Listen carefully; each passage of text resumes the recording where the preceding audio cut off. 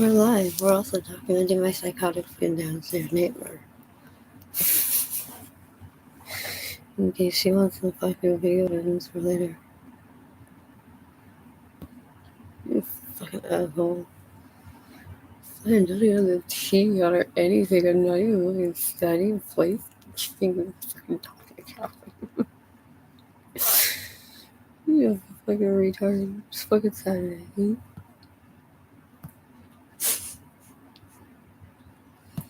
Oh my god. Whatever.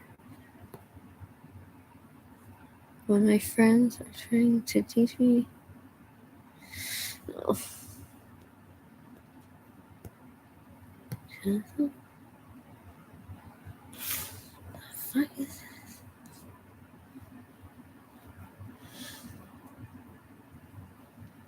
Check out.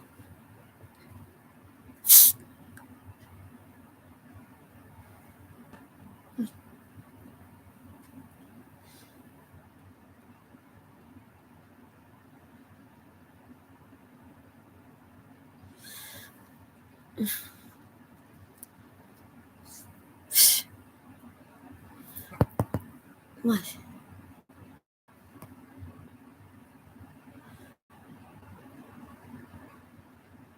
Huh?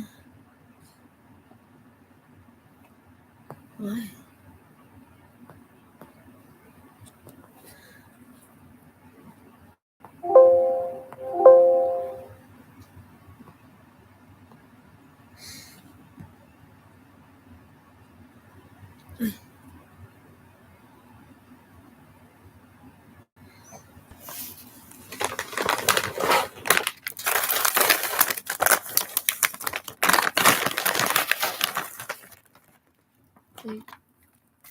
Imagine if you live with your friend's super Jewish mom. That's what I'm excited to do. Yes, that's why I fucking want to move out with my parents. So I can live with someone who's like more neurotic. And pay my rent just like fucking everything else. Please, move to calm down. This is fucking obviously you guys can afford it. This is what gentrification does to neighborhoods. Brings in all the garbage. And they bring a lot of garbage.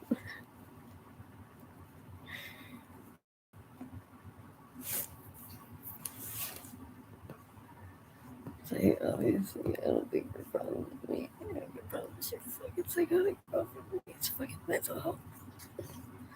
Like who hurt you? Let's talk about it.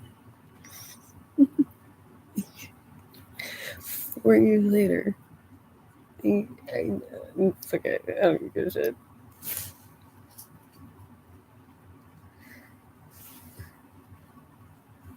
I'm moving, so we're fine. To a place where I don't need fucking. My reputation is pretty much about and money. It's about you need to move, so that's awesome. No credit check, no fucking government taxes bullshit. None of that.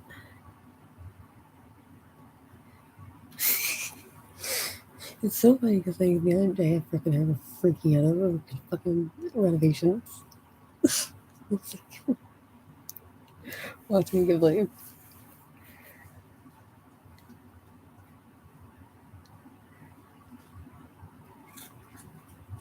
yeah. Isn't it? It's only because Kevin calls them was meals. What is it? Yes.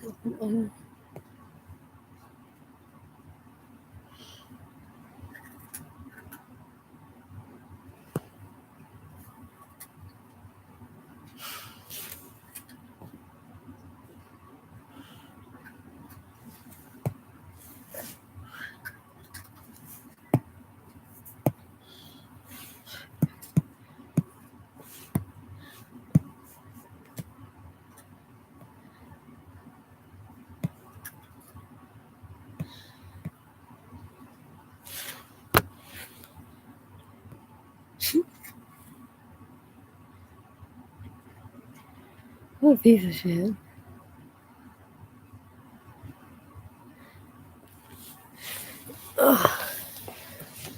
Okay. No, that's not what I need.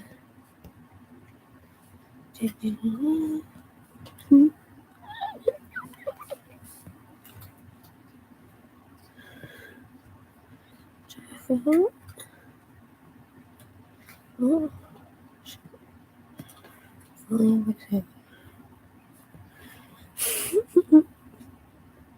it's like living in maple apartments.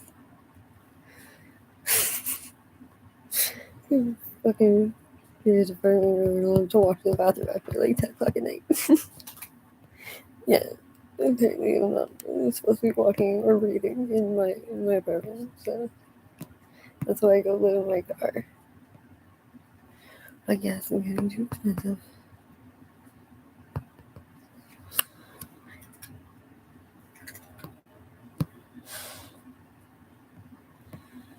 What is it? Oh.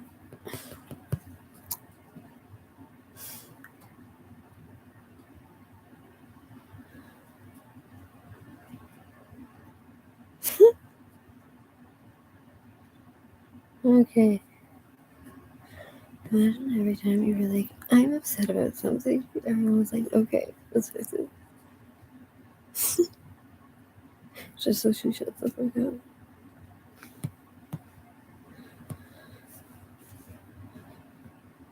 Oh, it would be nice.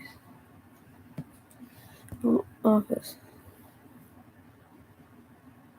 Oh. Mm-hmm.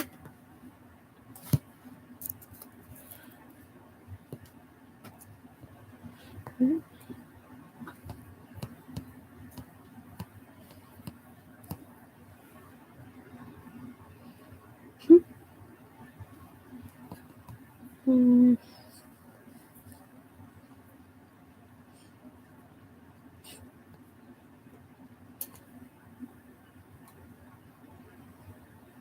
Mm-hmm.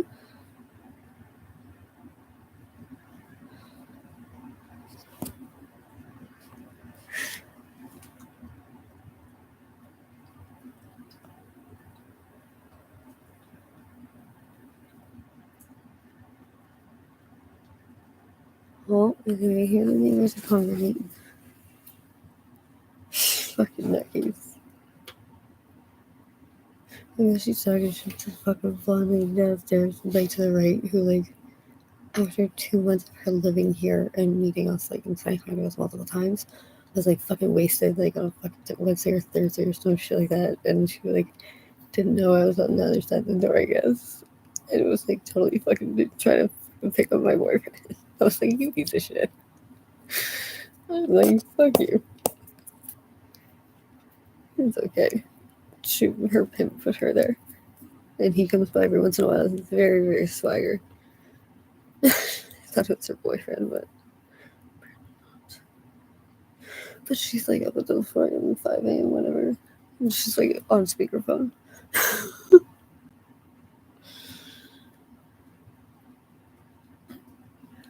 You okay? Bobby?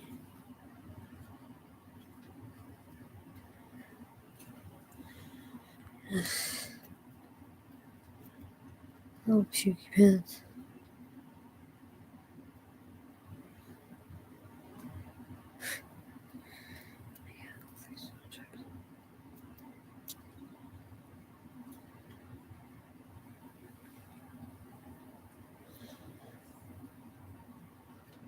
Wolverines.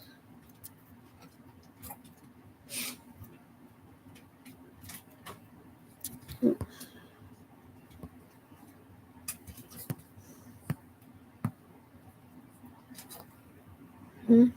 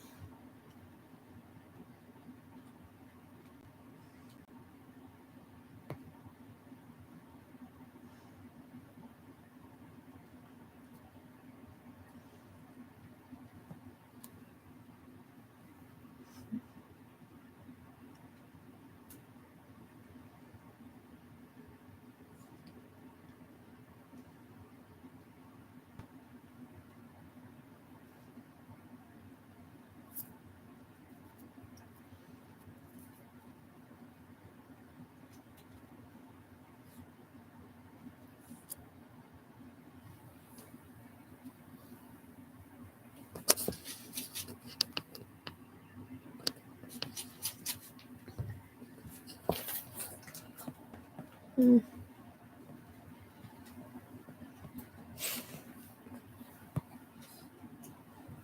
Mm.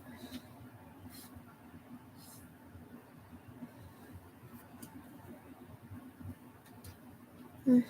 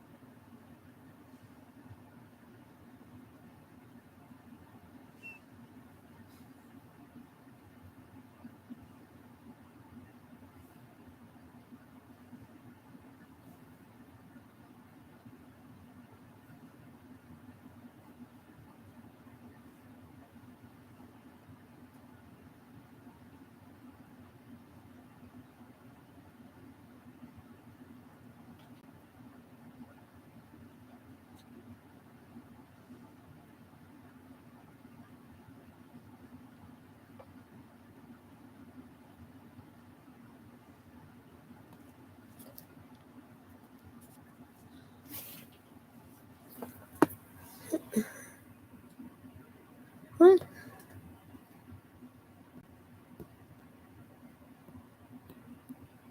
Mm. Mm. Mm.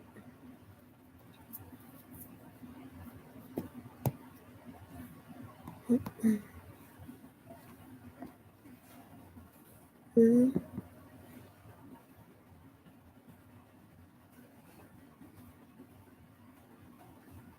Mm.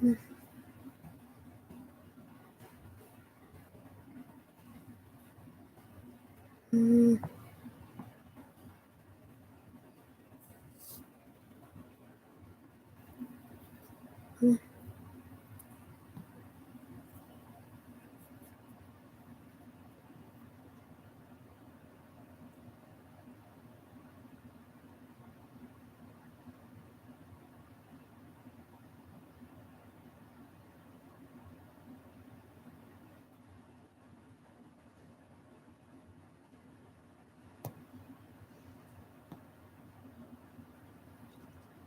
Mm.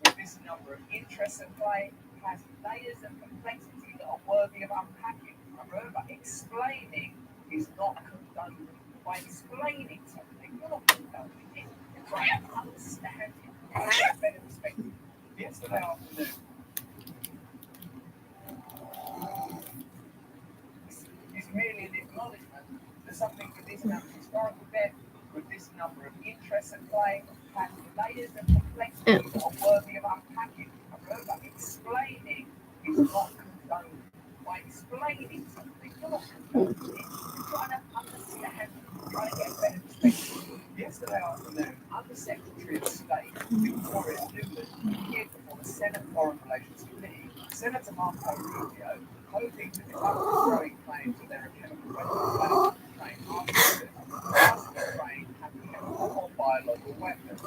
Rubio undoubtedly expected to flag denial by the thus providing further proof that such speculation is dastardly fake news emanating from the Kremlin, CCP, and QAnon.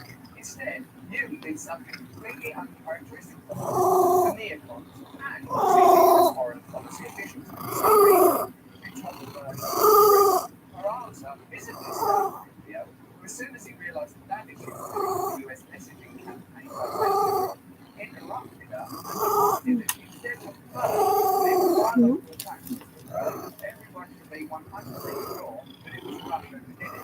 Grateful for the life raft, Newland told Rubio, it's right, that, the lies, with our own clients, the set. Who are you going to believe? The government or your own lying eyes? The Macedonian media or your own ability to look at stuff and decide yourself? The old government media, they never let us down before. I don't care what kind of let me ask you. Does Ukraine have a and this is where Ukraine has biological research facilities, which, in fact, we are now quite concerned Russian forces may be seeking to gain control of. So we are working with the Ukrainians. The Ukrainians. If you are an Secretary of State Affairs, do learn the name of Ukrainians. On how they could prevent any of those research materials from falling into the hands of Russian forces should they approach. So, like, Russia, they've got their own scientists, their own laboratories, their own narrative, their own agenda, their own perspective on this situation. So, whatever it is in that biological research, it requires some concern. If the thing there is not now,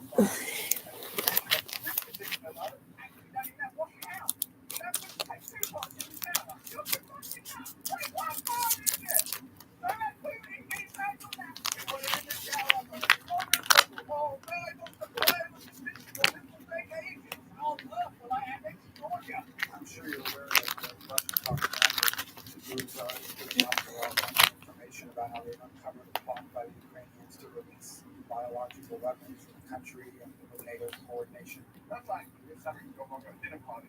What you might now, if we don't talk about this till we get home here, could it possibly be that the Russians are just straightforward baddies? There's no front speed of this. We have to be dabbling in matters in Ukraine that are potentially problematic. That's not mentioned. The Biden 10 minutes back.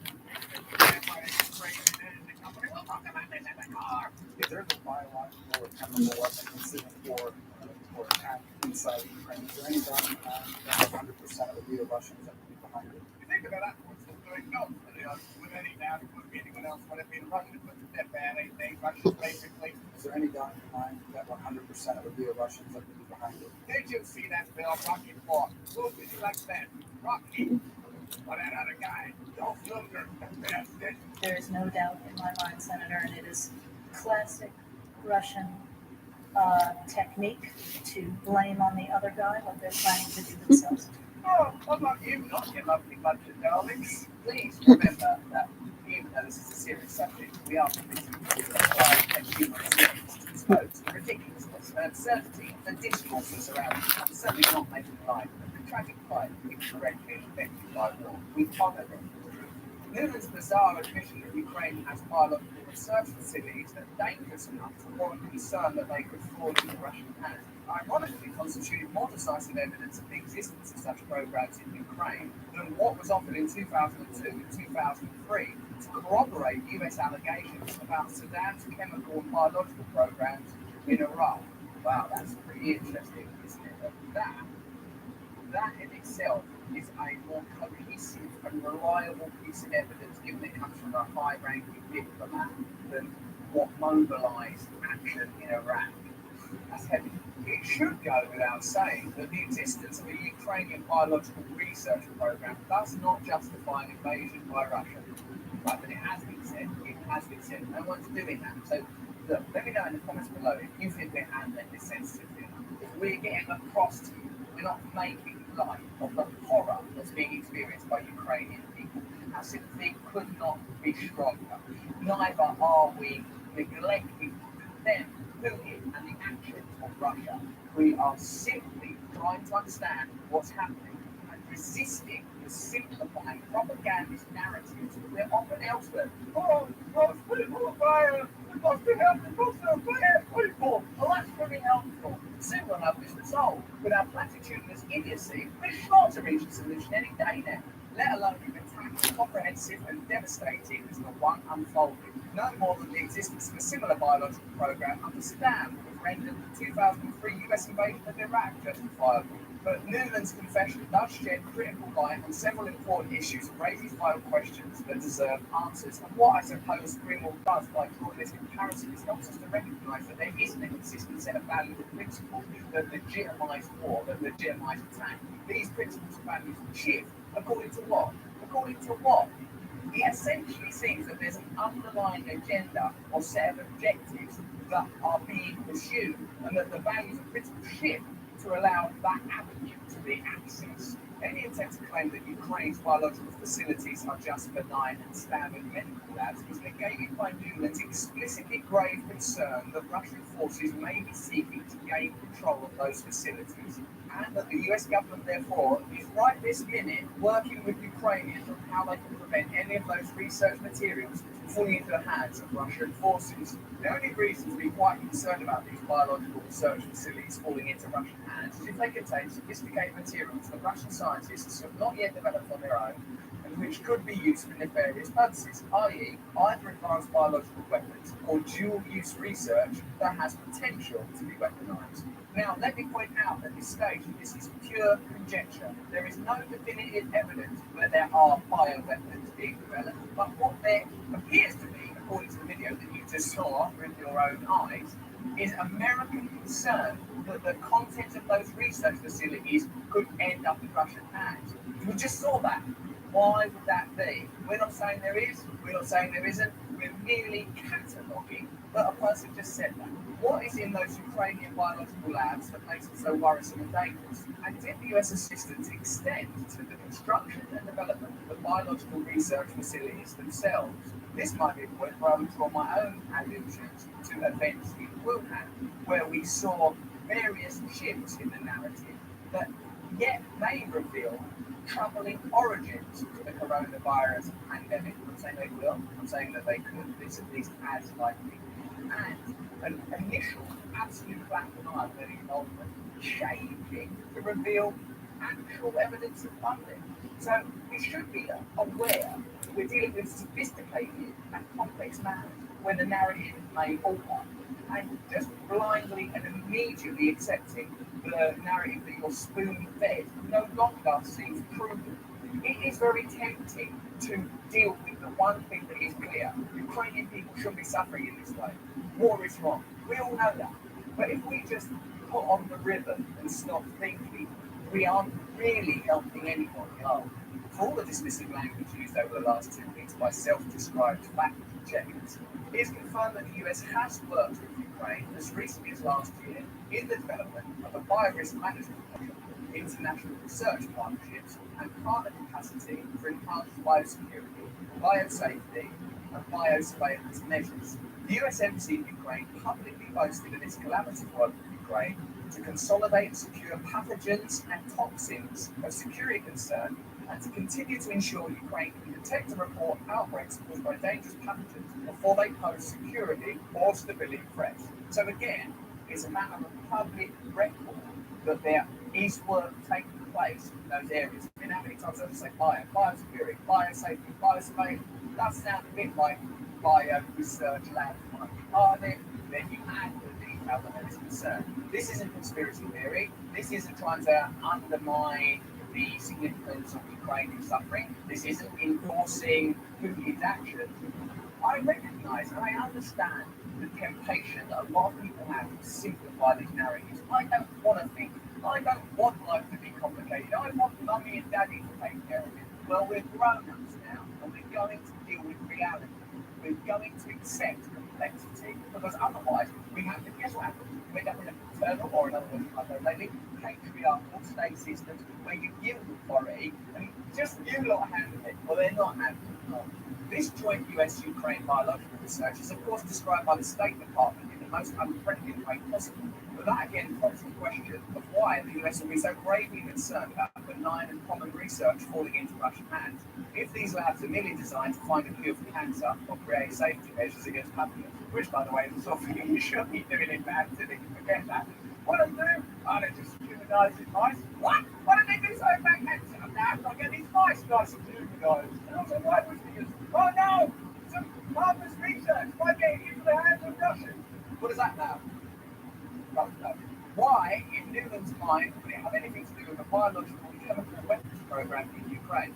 The indisputable reality is that despite long-standing international conventions banning the development of biological weapons, all large, powerful countries conduct research that at the very least has the capacity to be converted into biological weapons. The work conducted under the guise of defensive research can and sometimes is easily converted into the banned weapons themselves. Recall that according to the FBI, the 2001 anthrax attacks that terrorized the nation came from the US Army research scientist Dr. Bruce Ibbitt, working at the US Army's Infectious Disease Research Lab, Fort Detrick, Maryland. The claim was that the Army was merely conducting defensive research to find vaccines and other protections against weaponized anthrax, but to do so, the Army had to create highly weaponized anthrax strains, with high ability, then unleashed as a weapon.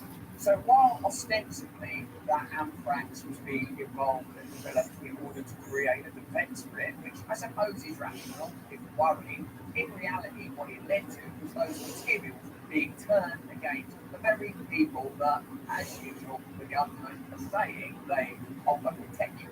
This lesson about the severe dangers of so-called dual-use research into biological weapons was relearned over the last 2 years as a result of the COVID pandemic. Oh yeah, I remember that. That was all the time, a minute ago. While the origins of that virus have not yet been proven with this positive evidence, though remember the fact checkers declared early on it's definitively established that it came from species jumping and that any suggestion of a lab leak was a conspiracy theory, comments below please. What is certain is that the Wuhan Institute of Virology was manipulating various coronavirus strains to make them more contagious and lethal. Do you want the good news or the bad news? Good news? It's pretty contagious, this coronavirus. What much happened to that window? Yeah, that's the bad news. The justification was that doing so is necessary to study how vaccines could be developed. But regardless of intent, cultivating dangerous biological strains has the capacity to kill huge numbers of people. All of this illustrates that research that is classified as defensive can easily be converted, deliberately or otherwise, into extremely destructive biological weapons.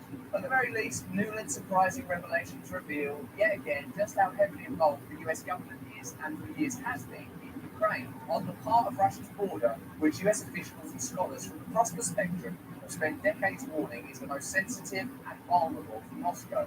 It was Newland herself, while working for Hillary Clinton and John Kerry's State Department under President Obama, who was heavily involved in what some call the 2014 revolution and others call the coup that resulted in a change of government in Ukraine from a Moscow-friendly regime to one far more favourable to the EU and the West.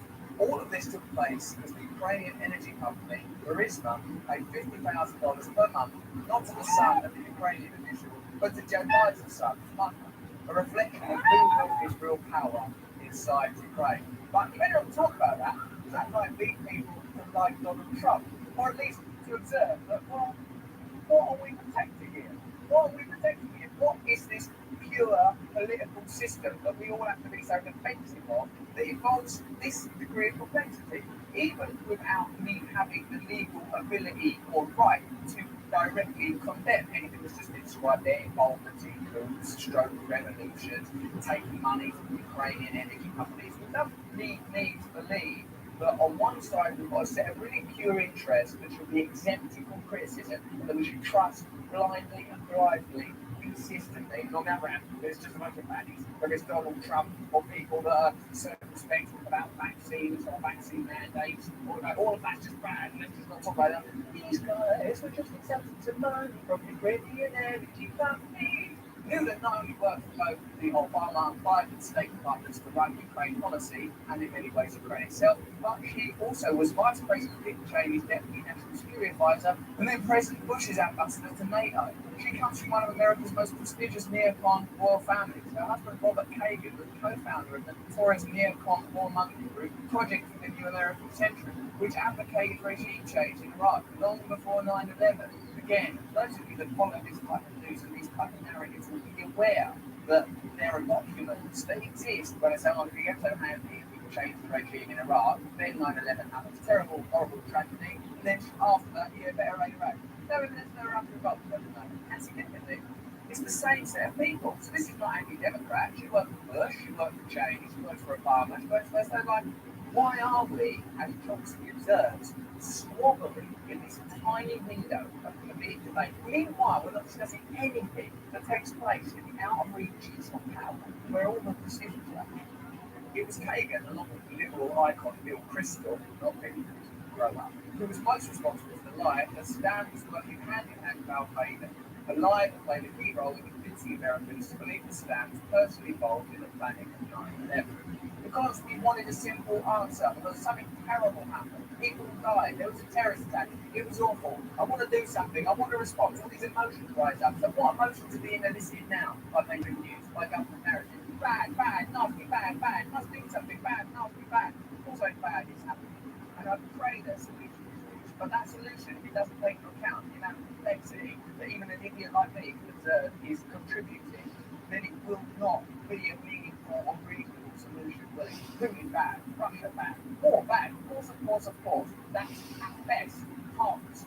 The neocon like Newland is admired in its power regardless of the outcome of elections, illustrates how unified and in lockstep the establishment wings of both parties are when it comes to questions of war, militarism, and foreign policy. So remember, this is not a right-wing or left-wing, Democrat or Republican argument. This is about deep state power or the consistent power that abides regardless of the meaningless minor fluctuations of electoral politics. And as they say, it only change anything, they're back. In fact, a member of one of the most powerful neocon families in the US has been running Ukraine policy for the US for years, having gone from Dick Cheney to Hillary Clinton and Obama, and now to Biden, underscores how little percent there is in Washington on such questions. It is Newland's extensive experience in wielding power in Washington that makes her confession yesterday so stunning. It was the sort of thing people like her lie about, see, not admit. But now that she did admit it, it is crucial that this revelation not be buried and forgotten.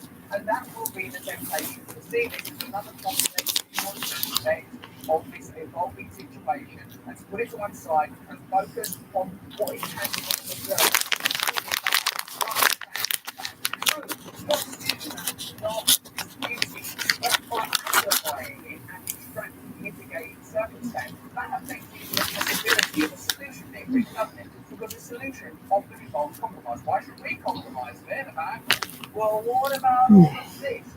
So there is a little bit of room for compromise. There is a little bit of room if the objective is only the preservation and security of Ukrainian people, of limiting the damage and suffering that they undergo. As long as there's no one that would really say, from the beginning of conflict, like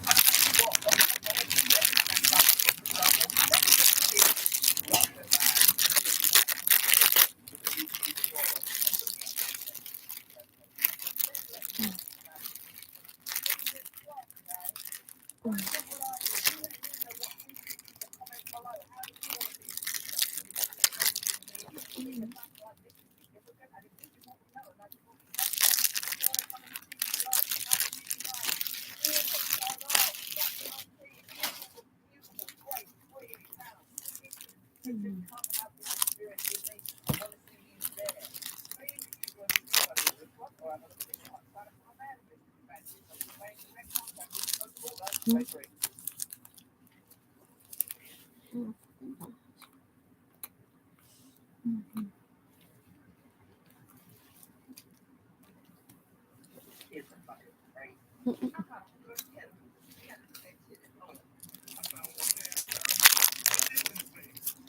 not even a good shit. I mean, it's good, good shit. We used to drink that when I was 12. Oh, the new hire. Fresh meat coming in. Too late. You know that in the real world you have to be responsible at your job? Like me. I'm Mr. Responsible. Never looked like Logan. Look at it. They're scared. They're living their food. Why is the place so dirty? And start pushing it. Pick that up for me? Thanks. Pick it up.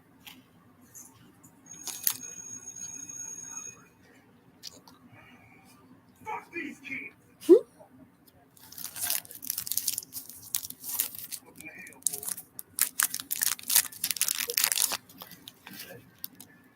It's like,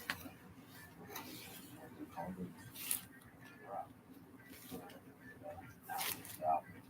Wait. Hold on.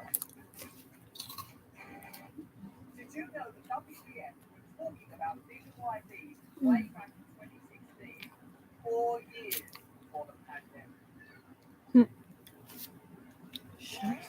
Hello there, you 5.1 million awakening wonders. Thank you for joining me on this digital awakening. You tell us suffering, for you suffering, you grow together. There will be moments of pain and fear that are necessary part of the journey, but if we go within, if we stay alert, if we communicate clearly, from this mayhem, we can create something beautiful. Not necessarily perfect, but better than what we have now for New York. I'm touring all over the UK. Do you want to participate in this live experience? This ain't just comedy. This is breathwork, meditation, mayhem, embracing music. I want you to be a part of it, particularly if you're in Carlisle, or Plymouth, or Blackpool, or Glasgow. There's a link in the description to get your tickets. Now, I'm going to tell you about a beautiful conversation I had with Nick Corbusier. He's written a book about download, WPF, cloud, all of that stuff. He's unpacking at depth. This conversation took place on my podcast, and it's available on Blu-ray. Right, if you want to, and if you can afford to. This bit, we give you free spoilers from Dan Jansen. Like they need witness or whistleblower the record. I found out all the secrets. You better not stop learning. Subscribe. Like that live. So, my nephew Andy is so be too much. It was fantastic. As well, but it's a conversation. Yeah, we're talking about their attitude and the way that they try and prepare political candidates. People like Merkel, Blair, Macron. Like, imagine, all these people have been with WF before political training. Well, there's nothing territorial in it, but one before concern, right? Today, we get to give another point below. Take something right away. Yeah.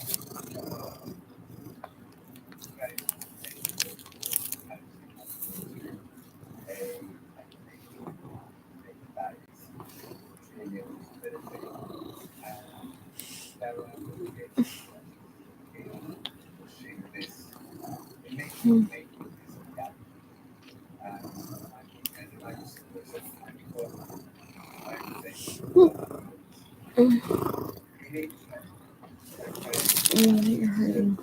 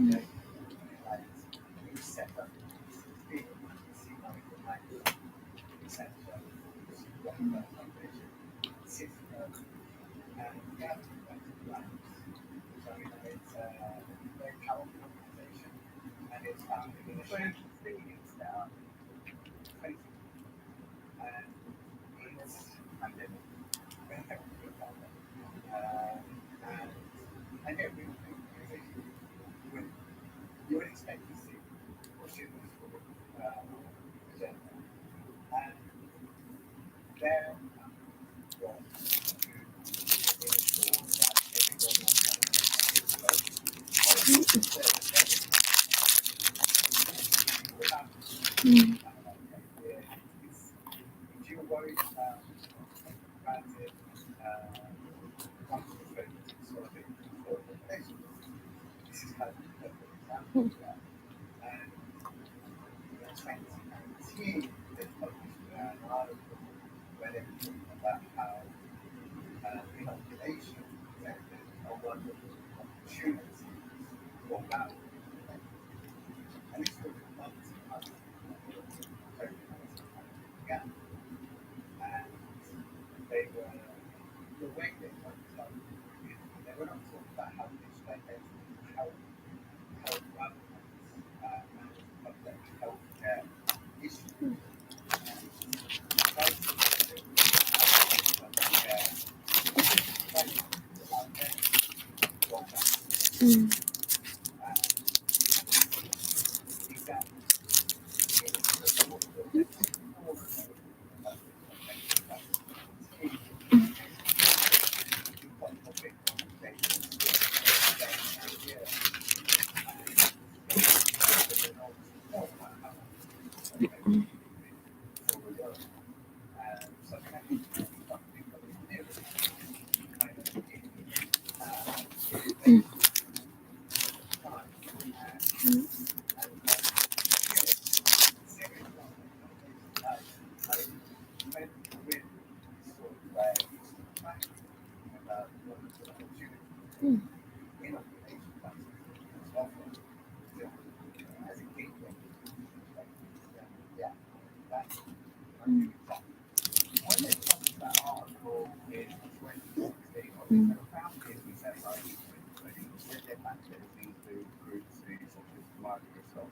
There was not published where they sort of explain how like digital identity would be digital identity of their own.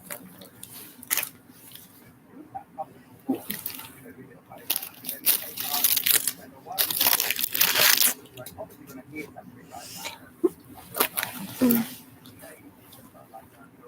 why is there like that?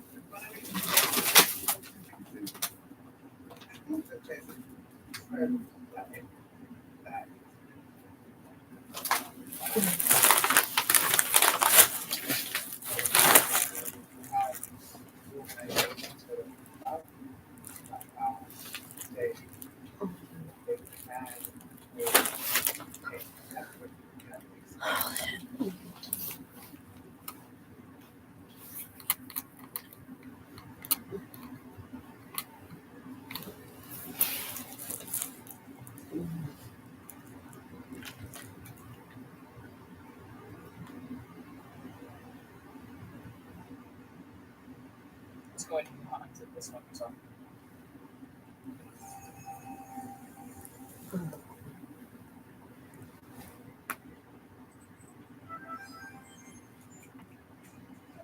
let's go ahead and move on to this one. So, one line. Joe Wright. New York Times reported that he was talked to by an undercover Project Veritas operative, I guess you would call them. Gave his unfiltered thoughts on January 6th talk with New York Times and so much more. Let's take a look. We should tell them how this all got. Are you allowed to have that much fun and figure before me? So sort of traumatized.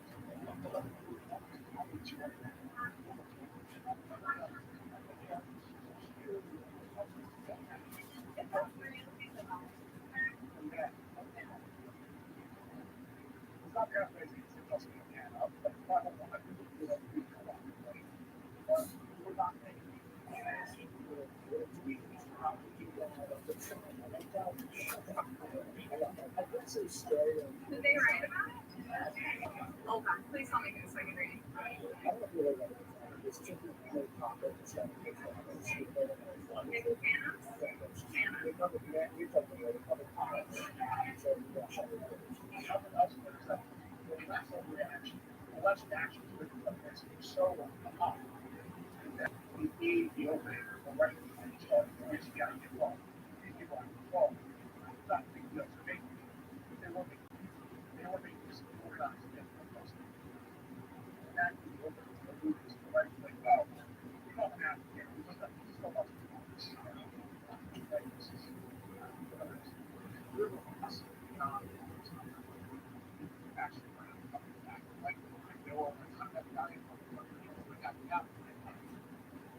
was us. Right. Leadership and thinking. He was sort of definitely get especially on the scale of conversation. You work there, you get five minutes. You're asking something. You're in letting anybody know. You're all about you're also about so, Mr. Rosenberg been sent down to James McKee, who hosts this video YouTube channel. Rosenberg told him, I absolutely stand by my comments made on the video. I missed that piece of the story. Yes, I went ahead and checked, I'm sure, to see what he had done and said about it. There's a couple of interesting things he comments, right? Number one, trashing his own colleagues. It's just funny because there's so many people like that who feel the exact same way, and they're terrified of speaking out loud. Yeah. Especially against these young 20-somethings of pride. January 6th, look, I mean, it's nothing to say. You and I don't say all the time, but People I talk hear shit about their work colleagues when they think no one's listening all the time. that's right. And I hear the same complaint from a lot of people who at least folks who still talk to me and who are like, God, he was like on the inside, he would slap these people, idiots, and control, but everything's great. And that's what it looks like whenever it's unfolding. In terms of Rosenberg himself, a very interesting comment there was about undercover FBI agents. You know, Rosenberg very well serves Justice Department reporter at the New York Times, followed him a lot throughout the Trump years. I always got the feeling that he wasn't one of those complete, Russiagate fanatics. And it's funny, whenever it came out, I was like, man, I know this guy. Because what we recently talked about was this tweet of his. He's put it up there on the screen. He said, Joe Rogan is what he is. We in the media might want to spend more time thinking about why some people trust him instead of us, which actually got his colleague Nicole Hannah-Jones to be like, really? It's not an accident to see why racism is popular. So that's what he's dealing with at his workplace. I guess a couple of things to say about this. He said he stands by it, so hey, props to him. Shows you what the real feeling is by some of the vets inside of these newsrooms, the inmates running behind. And then, of course, the news is about the undercover FBI agents involved in January 6th. Yeah. Three different things. Did you hear anything else about that? Do you know in the follow-up I interview? watched it. Because the reporting that he's referencing there, I think only pointed out one FBI informant. So that's where it raises questions of like, does he know a little bit more than what they were able to actually report out for an official story? That's where the big questions come in. But I mean, he also, I think, accurately diagnoses what happened in the political landscape, which is because Democrats and sort of less liberals went so in on January 6th and made it even beyond the terrible thing that it actually was. That did create this opening for a completely bad behavior on the right to take hold of this was nothing, it was fine, there's tourists and this was actually a great day. Yeah, or it was a total false flag and all this, it did sort of open the door for that, and listen, the right wing knows what to do with that all day long. So his assessment to me seems very accurate of the entire situation, and it's not entirely flattering to the right either, right? It was not flattering to people who, especially reporters who think about themselves and their trauma on that day, but also not flattering to random narrative about them. I still see that. I thought it was pretty good analysis. Yeah, I think it's great. I agree with everything you said. Thank you for saying it out loud. I hope we can continue to do that. I appreciate that. I didn't know that he was like, it's great. All right. I stand by it. And then he's like, look, man, you got me talking shit at the bar. Give me best news. That's what it is. And then he got up and he walked out. In the 13th interview with James O'Keefe, I have no doubt we'll have some problems in his workplace and some being boycotts. But we have a welcome on the show and to talk about what happened. Also to talk about some events involved on January 6th and maybe Yeah. I would love to interview him. I know he'll probably read him. That's the part I feel bad about is like I said, there's so many people talking about the work already. I feel bad that part came out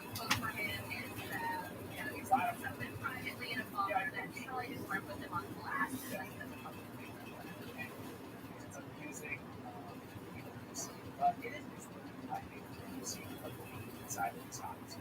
So, there you go.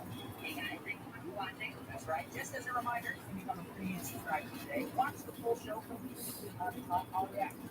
This monologues get this. You'll get to ask us questions, all that good stuff. The link is right there in the description or at breakingpoints.com. That's fun. Great way to change the reviews. Thank you for that.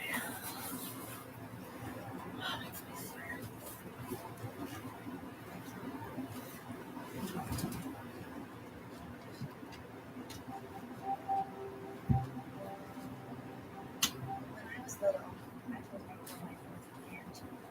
It wasn't Millie, but it was easier this way. My real name sounded so foreign. It singled me out every roll call every time I met someone new. I didn't want that. I wanted to fit in, belong. My parents did everything, but I stuttered. Everyone around spoke English anyway, except me. Every time he spoke to me, I just had my parents translate. Most of the time, it just come on out because how flexible and really helped my acting. Needless to say, we didn't fully connect. When I was called to serve an LDS mission to Taiwan, I was so excited. I would be able to walk the very streets my parents walked in their youth, speak their language, connect with my family's culture. But the longer I talked to people around me, people that looked like me, the more I realized how oblivious of them. It was like I was half between two worlds, and I didn't really belong to either. When I returned home, I had the unique responsibility to take care of my aunt. I took him shopping. I took him to hospitals and pharmacies. I even took him to his own prostate exam. But this time, my parents were around to translate. So I talked to him myself. 感觉在美国过生活怎么样？你平常跟我们打麻将很快乐吗？你觉得天长是怎么样的？ It was like an overhead open to me. A person was unfolded to me. I realized as much as I felt like a fish out of water in Taiwan, he felt the same way living in America. So as two Smiths, we connected.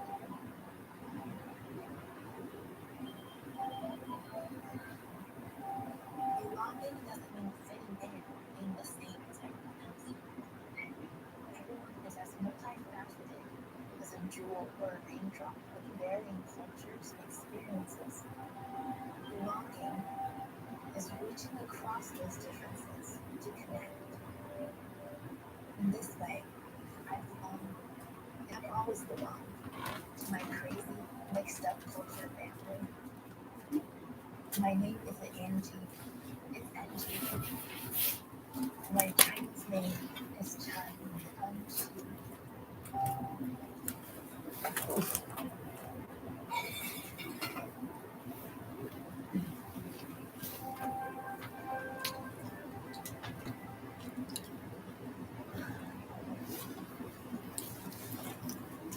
The Guaranteed MasterCard account front gets you a $7,000 credit and it's great for credit plus total guarantee.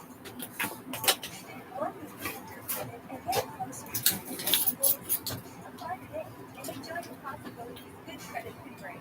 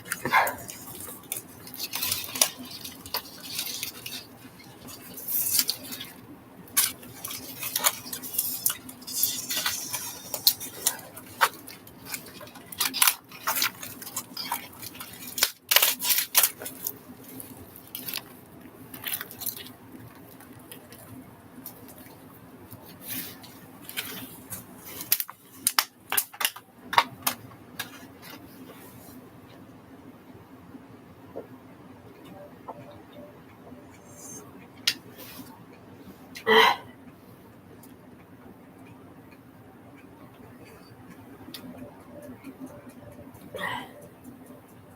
up to ABTN National News. 1 month after a baby was murdered following a domestic dispute call, Prince Albert police officers have been suspended. The Federation of Sovereign Nations says 13-month-old Hannah Brass was left after the police took his mother into custody for suspected prostitution. The FSIN has called the firing officers involved in February 2021 call, not following the protocol.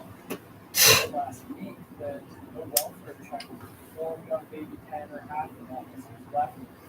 The police service says the charge of second-degree murder related to the baby's father. The Minneapolis Police Chief Jonathan Bergen stated that based on analysis of preliminary evidence, suspension are more. Oh, fuck, you think? Alberta RC family of 19-year-old Angel Cardinal are asking for public help in finding witnesses of her death. February 26th, Angel was the victim of a hit-and-run driver using her negligence. Yes, pursuer has us. Angel Cardinal lost her life just this week. She had 2 young children. She volunteered at Crystal Kids, a nonprofit to help kids rescue and seniors. She was a youth center rep at Highway 27. On the morning of February 26, she was walking on Highway 28 and was hit by an oncoming vehicle. The driver fled the scene. Alberta RCMP are looking for witnesses to the accident. We know that an unknown male called 911 to report abuse and around 5:22 a.m. using a phone calling app. And we are looking to speak to that individual to get additional details from them.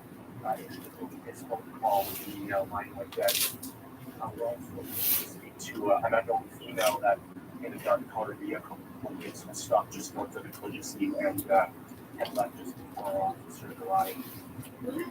Skywing Energy is Angel's aunt. She is urging anyone with information to come forward to police. There are people out there that know exactly what happened to Angel. You know, she has 2 young children, 2 babies that no longer have a mom. And, you know, so I really hope that if anybody that has any information, anybody that knows anything, that person that called 911, just find it in your heart to just come forward.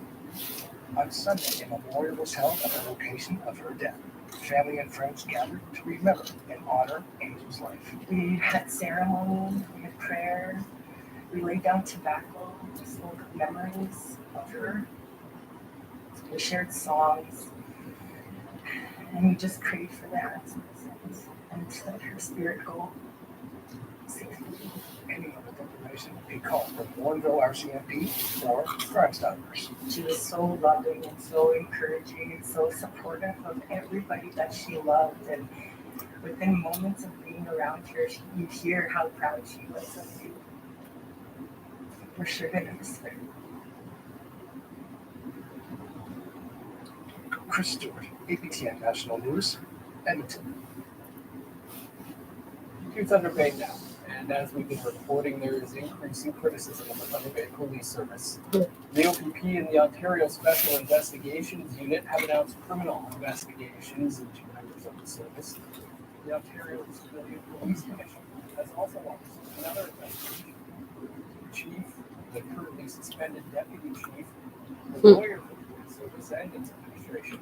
Oh, shit. In addition to that, numerous human rights complaints have been launched by current former members of the service, including Georgianne Morrisseau, who is a member of the Thunder Bay Police Service Board. She joins us now from Thunder Bay. Georgianne, thanks so much for being with us here today. Thank you for having me. The confidential report was leaked this week, talking about the need for the reinvestigation of up to 16 cases. There was talk of 25 cases of missing and murdered Indigenous women and girls. So that's over 40 cases now that there's talk that needs to be reinvestigated.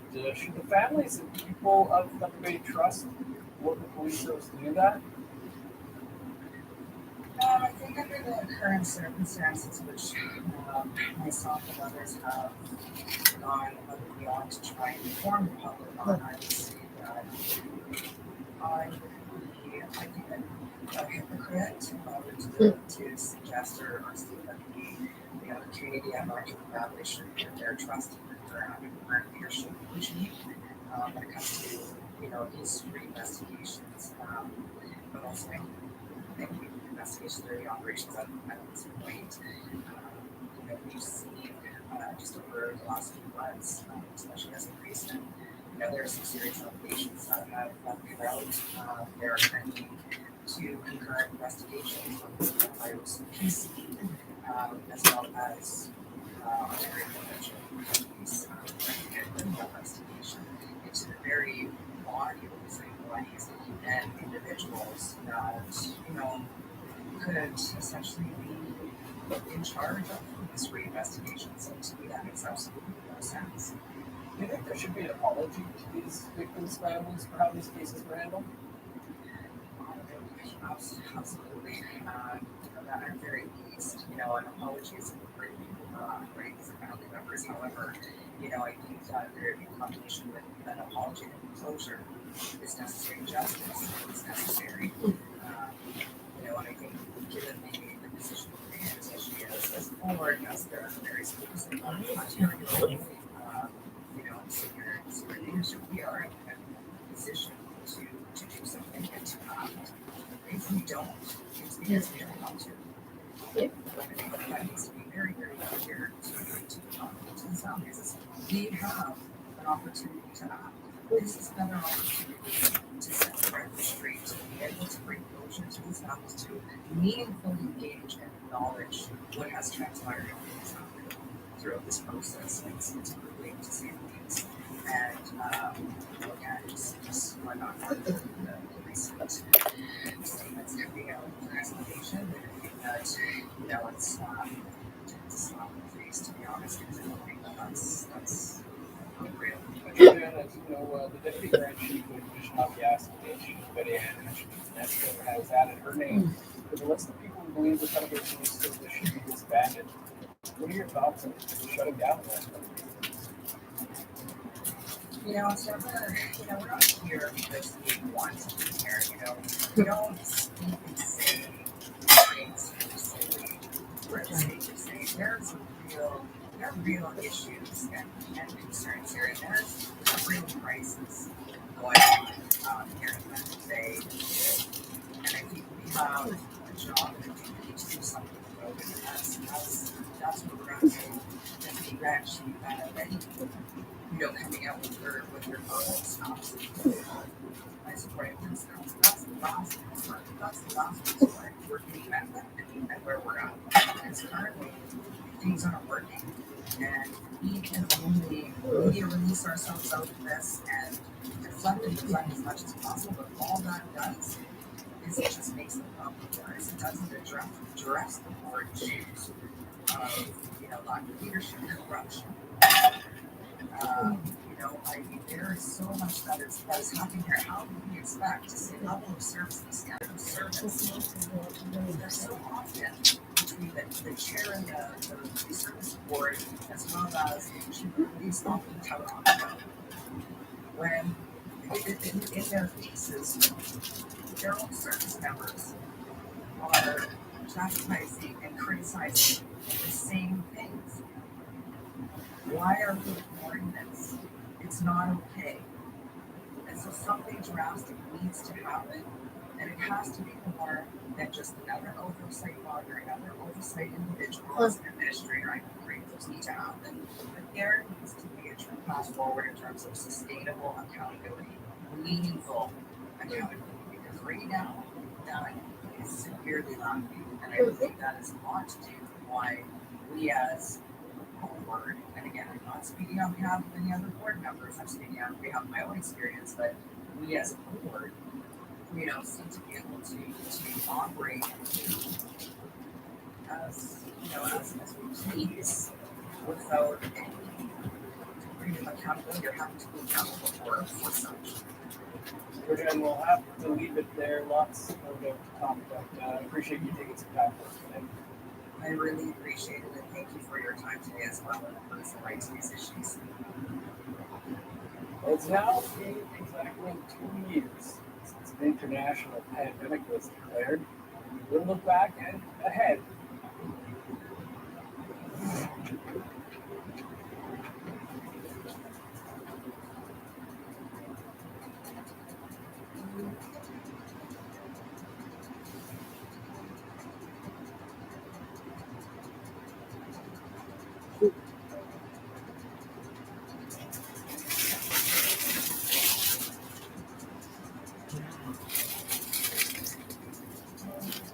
I think I know what you're missing.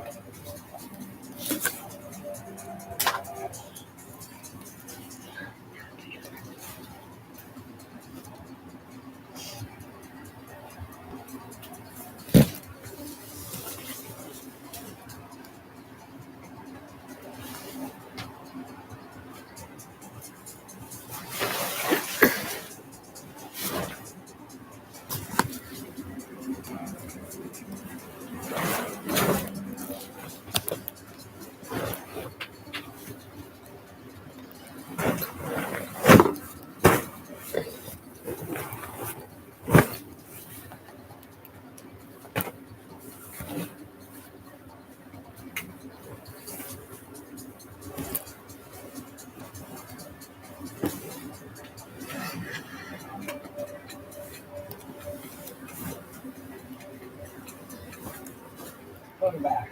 Before COVID-19 had a break in Parliament, government cabinet ministers come and go to announce projects. Now they usually do it virtually, and that's how they did it today. Minister of Northern Affairs Dan Mandel logged on to Manitoba to announce over $2 million. Aren't they both against lesbians and shit? And don't they start games? Not make the cool fun of it. They use the money to build a food center and a soup kitchen, which the community's mayor says is sorely needed. Oregon is just so much this give us access to what food banks, 1,200 great here in Denver, is very old. And it's very few jobs here. It's been exact. It's the World Health Organization declared COVID-19 an international pandemic. With vaccinations on the rise and infections starting to drop, multiple provinces are loosening restrictions. This includes Ontario, where most mask restrictions will be lifted on March 1st. Northern Ontario First Nations remain careful. It's a crazy meeting. Thursday Lake First Nation was hit hard by the Omicron variant. declared state of emergency in early January. Infections in the community reached over 50%. Chief Lefty Canada says things haven't been drastic. There are currently no infections. However, he says his community remains cautious. On the community standpoint, our estimate is full. And right now,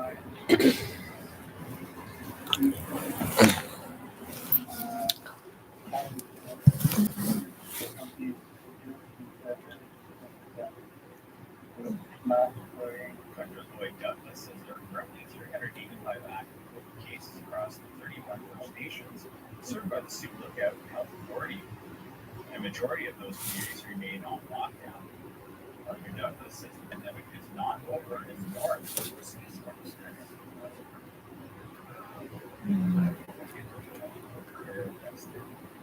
Cases at the time, we are right now where it's a lot more right now, and we're looking at this higher. We have those guys coming up to say we're hoping that we come on that people. But the truth is that we are setting anything that I'm not getting by anyone. And we're still concerned that we need to take the vaccine. Meanwhile, further south in Ottawa, one of the main organizations that serves senior community says it has been monitoring things closely. Amanda Killebuck says 2 guests have been getting into it. I'll be keeping restrictions in place for the time being. We are basing our decision on what works for us. I can't necessarily comment on the province's decision or how they came to that decision. I'm not really into those discussions, but for TI, we discussed as a management team that we will continue to mask for the news. Ontario has been lifting forward-looking all COVID-19 restrictions by the end of April. And national news, Ottawa. So we have an exciting new opportunity for Indigenous entrepreneurs.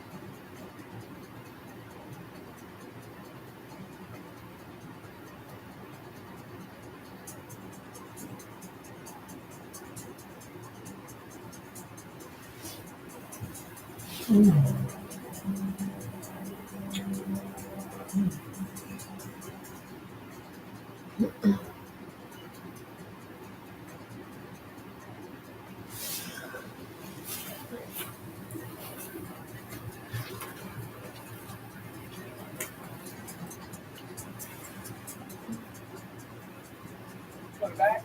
I have to take a look at our photo today. Ted National News' very own Terry Galore with this shot while visiting Toronto. The 3D site located at 8 Field Square in downtown Toronto. Well, you're out about this weekend. Take some pictures and email them to share at kpn.ca or on X. No chance to be our next photo of the day. Let's take a look at Saturday's weather. Starting on the East Coast, 12 above in Halifax, +1 in St. John's, -16 for Nain, 13 below in Halifax, -3 in Montreal, snow, and 6 below for Chambly. -11 for St. Marie, 8 below in North Bay. -9 in Thunder Bay, -12 for Sullivan's. -10 with snow in God's Lake, 11 below, and flurries in Holloway House. Snow in Winnipeg at -7, 0 for Silver Brand. +2 for Regina, +2 in Saskatoon with snow, 0 in Menolete, -6 for snow in Lodge. Over in Northern Alberta, -7 with snow, Marine +4 for Grand Prairie, 5 in Edmonton, 8 in Lethbridge. +10 for Vancouver and Victoria. +4 in Prince George, 0 for East Lake. -20 in Old Crow, 4 below with snow for Whitehorse. -19 and snow in Yellowknife, 18 below in North Wells. -28 in Sax Harbor, 24 below in Halifax. -28 in Chesterfield, 27 below in Baker Lake. -26 with snow in Resolute, 31 below with snow in Joliet.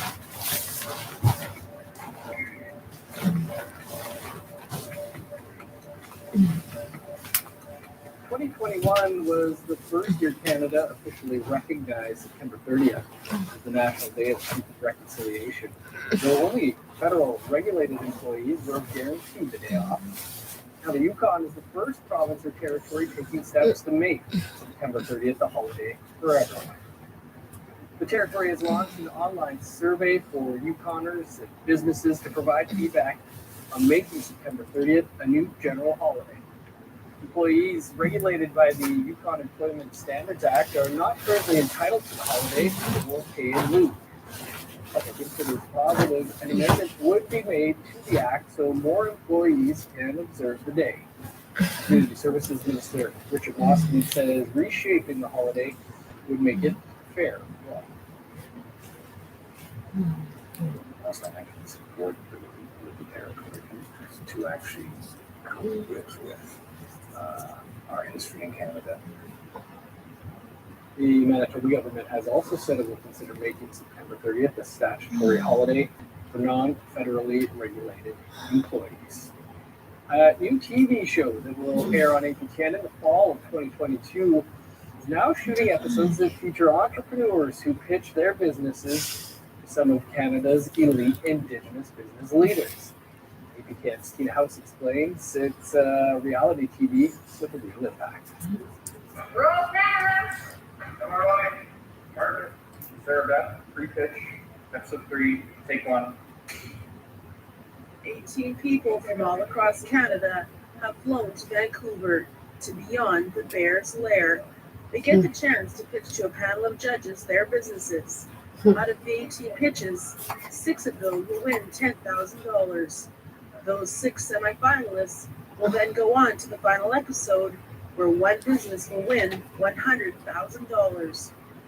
Gina Jackson is the executive producer of the new series, Bear's Lair. She says after watching how The Dragon's Den and Shark Tank was, she knew that she could do something more specific to Indigenous businesses. And what's different on her show is that they do not take any ownership of any product. She says the vast array of businesses vying for the cash prizes are inspiring. We're really excited. We've got a canine and security. We've got a baker. We've got health and wellness. We've got so many different entrepreneurs that have such different aspirations and dreams. But the commonality between this is that they're all giving back to their community. They've produced products or goods or services that provide health and wellness, that provide protection, that bring their members and their communities rising up. The location and the set was designed and built by Gina's talented brother, Shane Jackson, who transformed his workspace into a TV set. Episode 13, take 3. We caught up with a few of the entrepreneurs making their pitches. I developed my love for the forest, and I used to take walks with my mother. Patricia Bauer has a bitters company. I hope to indigenize one kitchen at a time. And I'd like to elevate bitters to something that isn't just for cocktails or mocktails, but that's also incorporated into tea. So it is a flavor profile, so I'm going to try and make it into like a regular condiment. I fed 1,000 meals to our homeless population. Ellie Herbachik is a baker with her own unique style. I do creative and aggressive things, cakes, cookies, and cupcakes. And I like to do out of the box and edible treats. Either use floor planes, full planes, or even Benjamin Fegan and his fiancee have found a way to solve food security for remote communities. So we're growing 3 different categories of foods, fresh produce, which includes leafy greens, culinary herbs, and some small fruit and kernels, cherry tomatoes, and cherry delight. We're intending to be able to distribute throughout all of northwestern Ontario, serving both our roadway and far north communities with specific emphasis on our Indigenous community members. Dave Tuckero is no question one of the top Indigenous businessmen in Canada.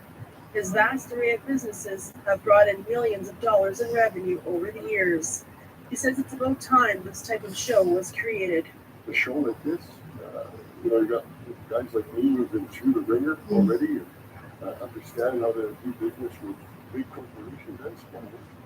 But we have the experience and we have some knowledge now. We have, we can actually pass that on to some of these younger entrepreneurs coming forward. Another judge is Robert Louie. He has been in business for over 30 years as well. He has some advice for success. You've got to find the creative ways that you can adapt with the environment, adapt with regulatory changes, look at the social conscience of the consumers. All of that, I think, plays a part. After the season finale, Bears Lair community members will have 4 weeks to vote online to award 4 runner-ups to win $5,000 each. And Gina says for those that don't win, there will be continued support ongoing. The show is just a platform. Coming and getting information, the BearsLairTV.com is going to have information on grants for Indigenous women, for elders, for youth. It's going to be your resource with all our fine sponsors that have supported this program to help out entrepreneurs, and that's my passion. So this is my why. Tina House, APTN National News, North Vancouver. Looks like a great show. Excited to see that this fall. Well, that's all the time we have for your APTN National News for this Friday. Use anytime or more on any of the stories you've seen here. Visit our website, aptnnews.ca. I'm Dennis Ward. Thanks for tuning in. Have a great night.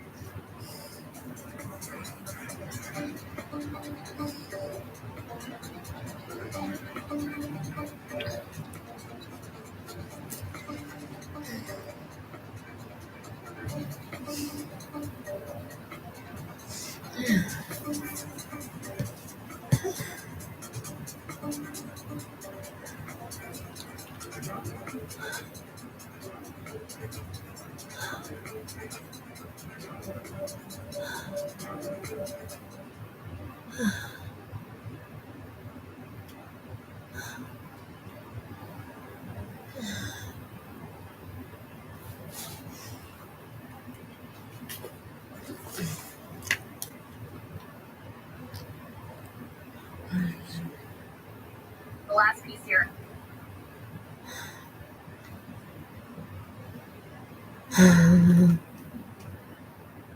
New Reese's Big Cup with potato chips. That's the future. In 2018, the major infrastructure project, Pont Samuel de Champlain, was nearing completion, and the renders of the new transit system crossing the bridge drew a lot of attention, including the surging CAQ political party. Bonjour tout le monde. 2018 was an election year, and Jean-François Roberge was on the campaign trail in Chambly, an off-island exurb southwest of Montreal. The governing Liberal Party had held power for the majority of the last 2 decades, and under them, the Quebec Pension Fund, or CASE, had embarked on building the REM, which, being centered on Montreal, ended up connecting a lot of ridings that voted Team Red.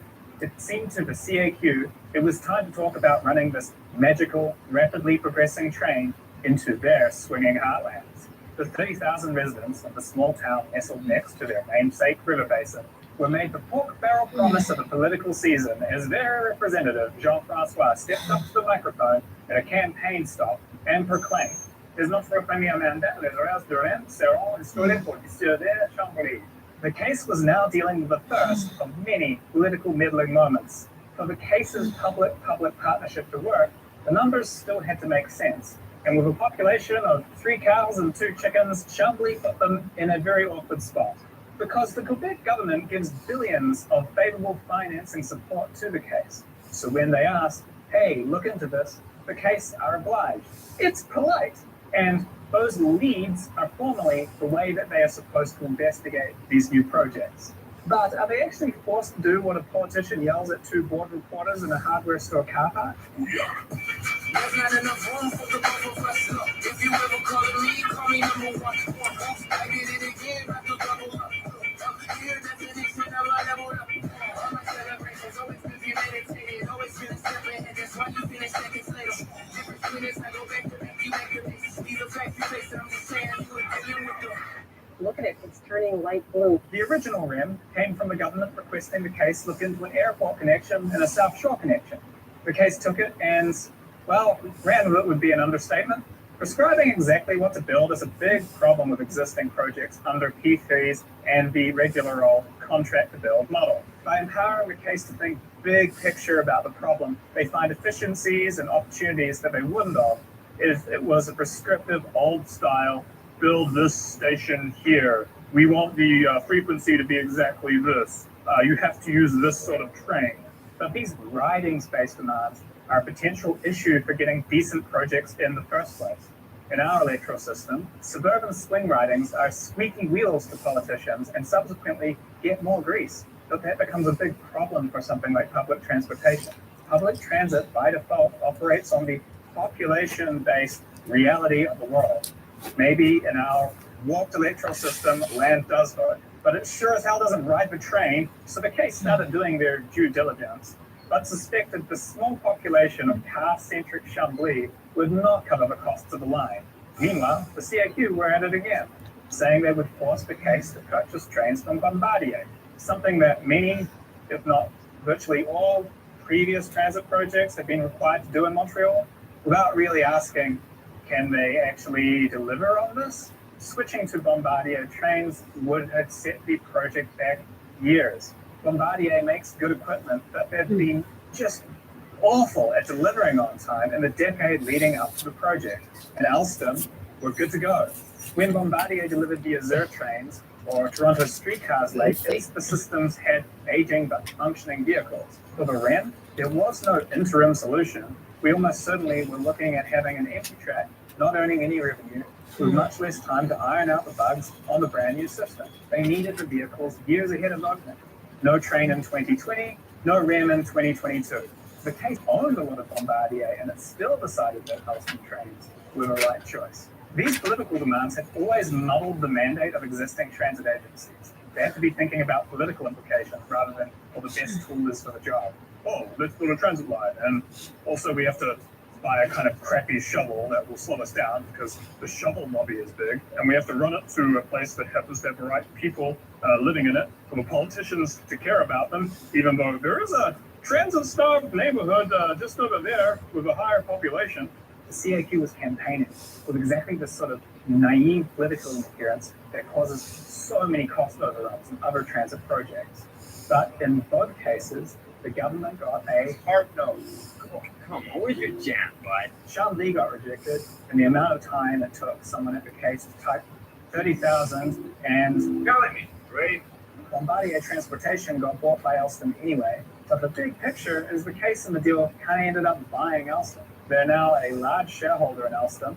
The local manufacturing facilities are staying, that it's now inside a legitimately successful entity with significant Quebec ownership. It's not a petty purchase like it would have been. And those trains, they arrived ahead of schedule and with enough time to fix the flaws that these large infrastructure projects inevitably have.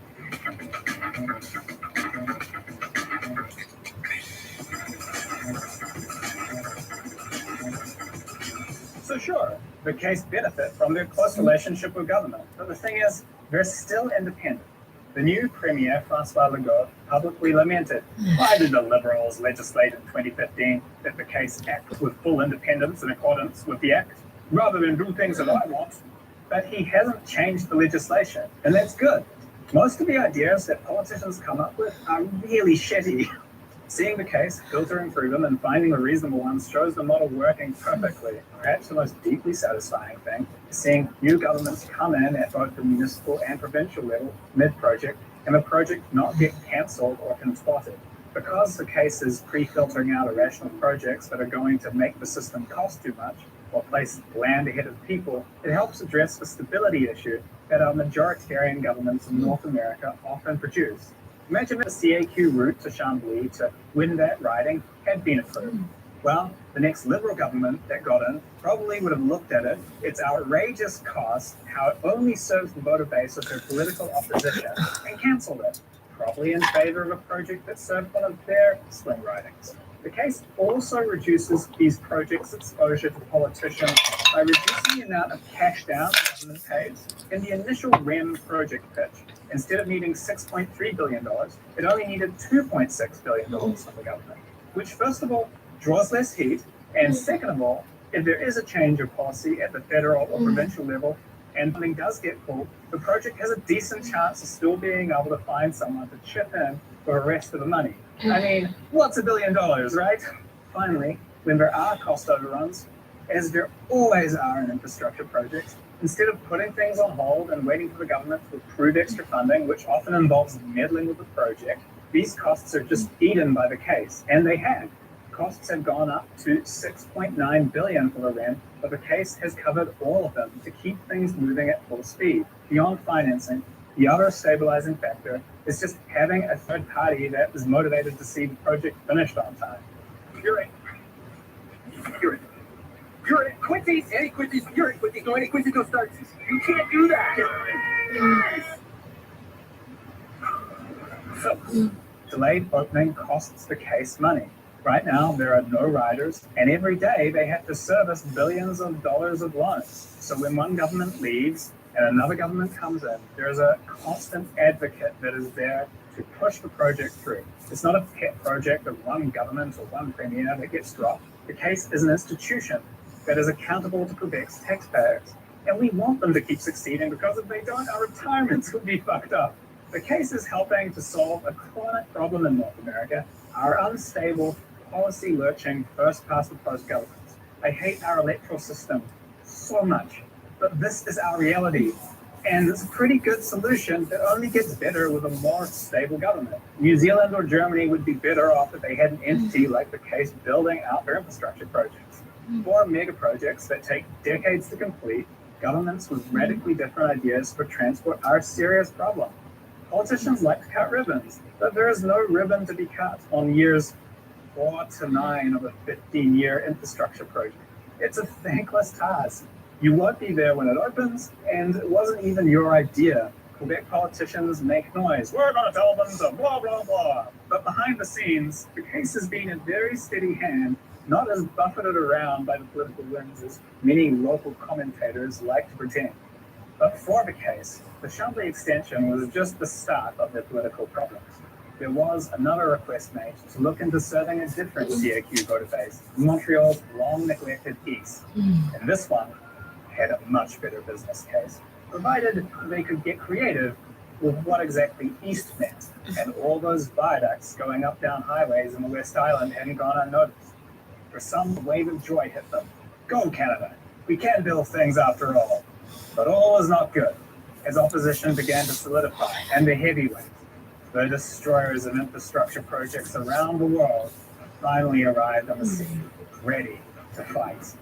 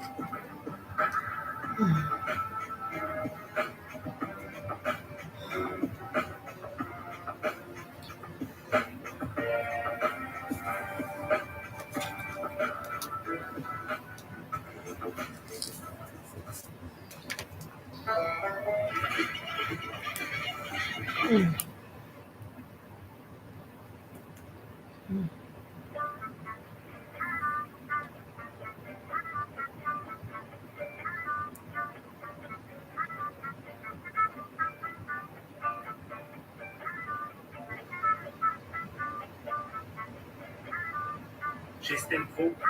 On aime ça, God.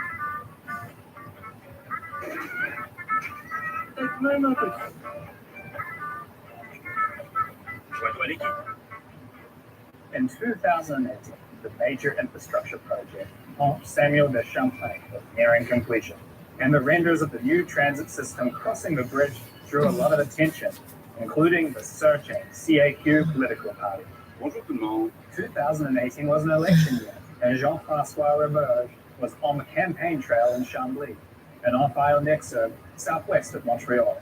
The governing Liberal Party had held power for the majority of the last 2 decades, and under them, the Quebec Pension Fund, or CASE, had embarked on building the REM, which, being centered on Montreal, ended up connecting a lot of ridings that voted Team Red.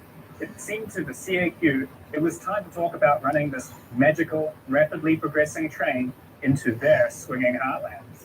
The 30,000 residents of the small town nestled next to their namesake river basin were made the pork barrel promise of the political season as their representative, Jean-François, stepped up to the microphone at a campaign stop and proclaimed, "Dès notre premier mandat, les horaires du REM seront instaurés pour desservir Chambly." The case was now dealing with the first of many political meddling moments. For the case's public-public partnership to work, the numbers still had to make sense. And with a population of 3 cows and 2 chickens, Chambly put them in a very awkward spot. Because the Quebec government gives billions of favorable financing support to the case. So when they ask, "Hey, look into this," the case are obliged. It's polite, and those leads are formally the way that they are supposed to investigate these new projects. But are they actually forced to do what a politician yells at 2 board reporters in a hardware store car park? There's not enough room for the bubble bust up. If you ever calling me, call me number 1. I did it again, I could bubble up. Up here, definition of a level up. Celebrations always live meditated, always get a step ahead. That's why you finish seconds later. Different minutes, I go back to back, you activate. These are facts you face, and I'm just saying you were dealing with them. Look at it, it's turning light blue. The original REM came from the government requesting the case look into an airport connection and a South Shore connection. The case took it and, well, ran with it would be an understatement. Prescribing exactly what to build is a big problem with existing projects under P3s and the regular old contract to build model. By empowering the case to think big picture about the problem, they find efficiencies and opportunities that they wouldn't have if it was a prescriptive old style, build this station here. We want the frequency to be exactly this. You have to use this sort of train. But these riding space demands are a potential issue for getting decent projects in the first place. In our electoral system, suburban swing ridings are squeaky wheels to politicians and subsequently get more grease. But that becomes a big problem for something like public transportation. Public transit, by default, operates on the population-based reality of the world. Maybe in our warped electoral system, land does vote, but it sure as hell doesn't ride the train, so the case started doing their due diligence, but suspected the small population of car-centric Chambly would not cover the costs of the line. Meanwhile, the CAQ were at it again, saying they would force the case to purchase trains from Bombardier, something that many, if not virtually all, previous transit projects have been required to do in Montreal, without really asking, can they actually deliver on this? Switching to Bombardier trains would have set the project back years. Bombardier makes good equipment, but they've been just awful at delivering on time in the decade leading up to the project. In Alstom, we're good to go. When Bombardier delivered the Azure trains or Toronto streetcars late, at least the systems had aging but functioning vehicles. For the REM, there was no interim solution. We almost certainly were looking at having an empty track, not earning any revenues, with much less time to iron out the bugs on the brand new system. They needed the vehicles years ahead of opening.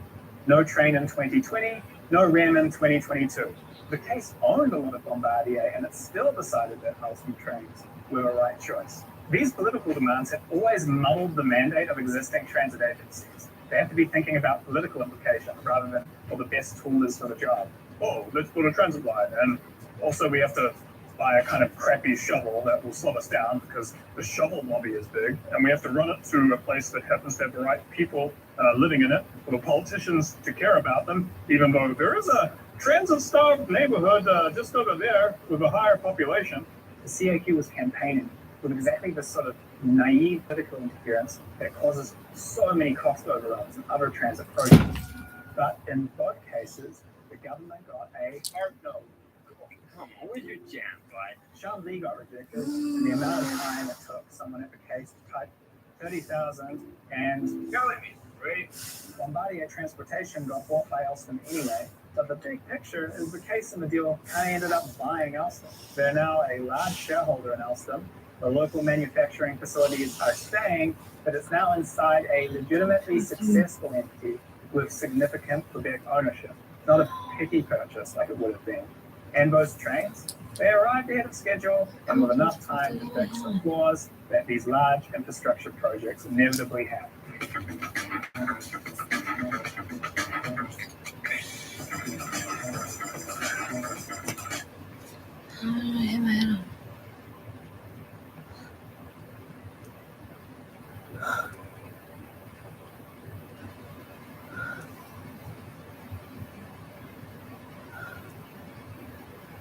Here in New York City, lots of big businesses thrive, but little ones struggle.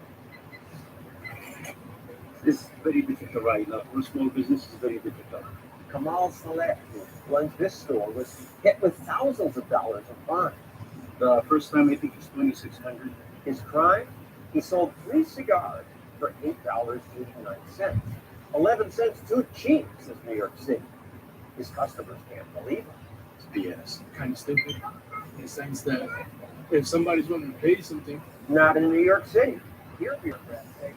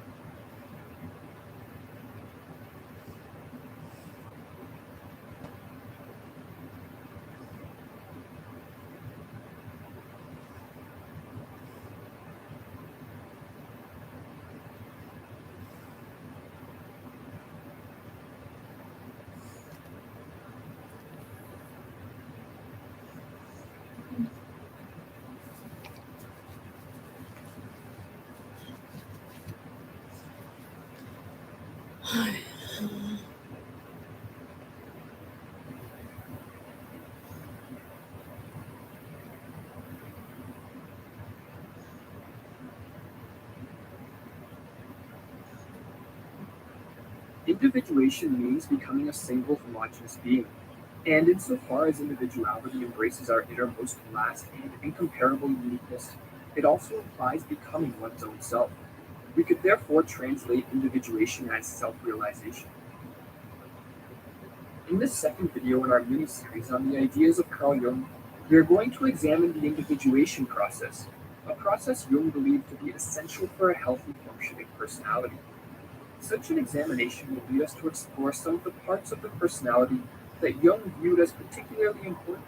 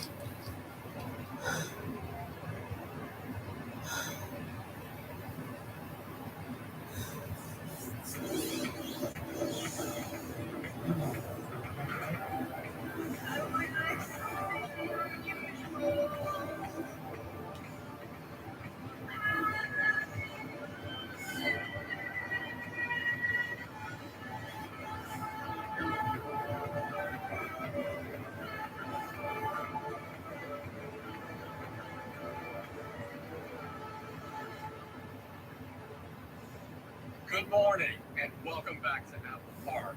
Thank you for joining us for our first event of 2022.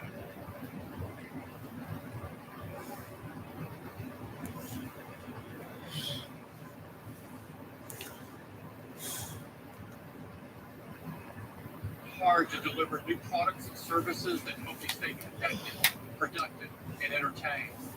So let's start with Apple TV Plus. Like many of you, I've been watching a lot of shows and movies with the time I've been spending at home.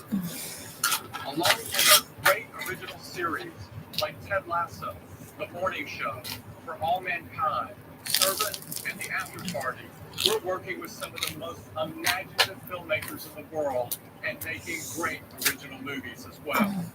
Like the emotional powerhouse Swan Song, featuring a riveting performance by Mahershala Ali, who earned a lead actor nomination from the prestigious BAFTAs. Joel Cohen's The Tragedy of Macbeth, starring Denzel Washington and Frances McDormand. This beautiful film was nominated for 3 Academy Awards, including Best Actor. Remarkably, this is Denzel's 10th Academy Award nomination. And Coda, which was also nominated for 3 Academy Awards, including Best Picture.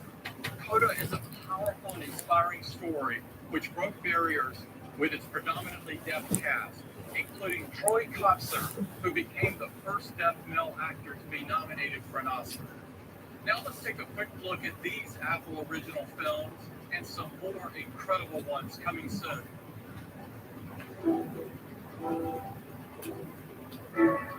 I have an idea. Just take a deep breath. Are you ready?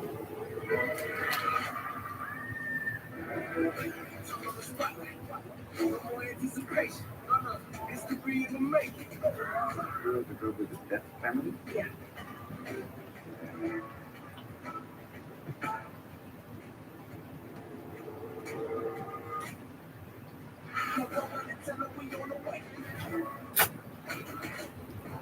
This is a dagger which I see before me. And I know for what my hand. How many others are out there? Buckle up. Wait around. Like Ghost of Christmas Carol. You mean like a Christmas Carol? No. Well, yes.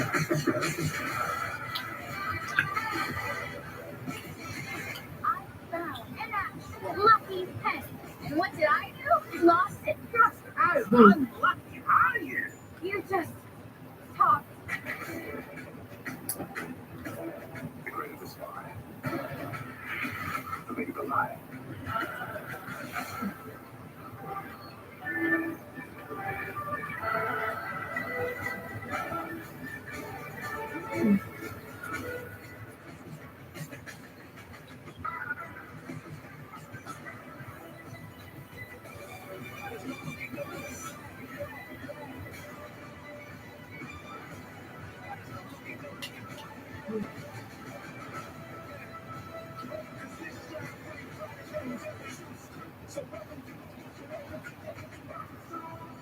Future.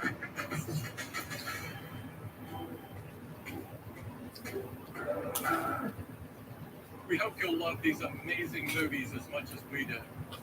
They bring drama, suspense, and joy to our lives. And with Apple TV Plus, we're always looking for new ways to bring more of this to you. And with that in mind, we've got something exciting to share.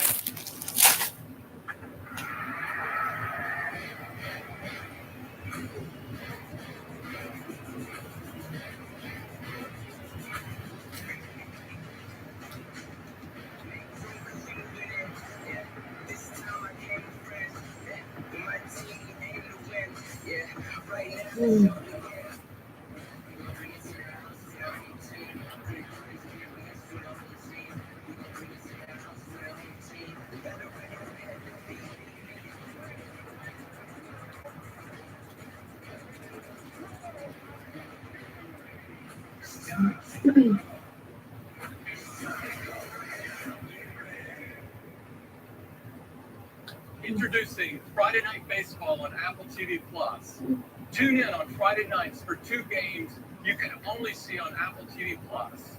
We're really excited about this. This is going to be the best way to watch baseball on your iPhone, iPad, Mac, and anywhere that Apple TV Plus is available. And now, let's turn to our products, starting with iPhone. iPhone 13 is incredible.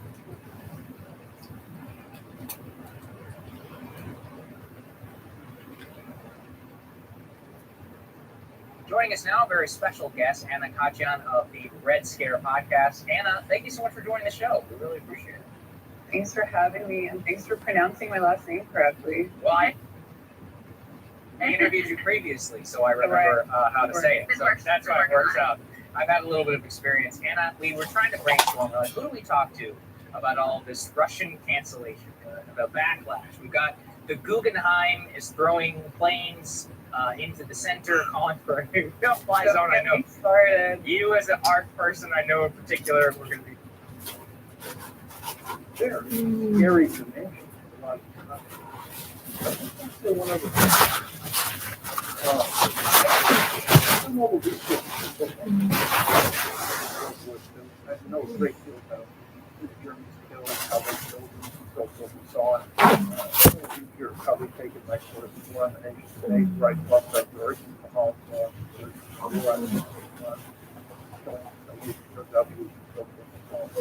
but my estimate is that Hitler murdered 22 million people.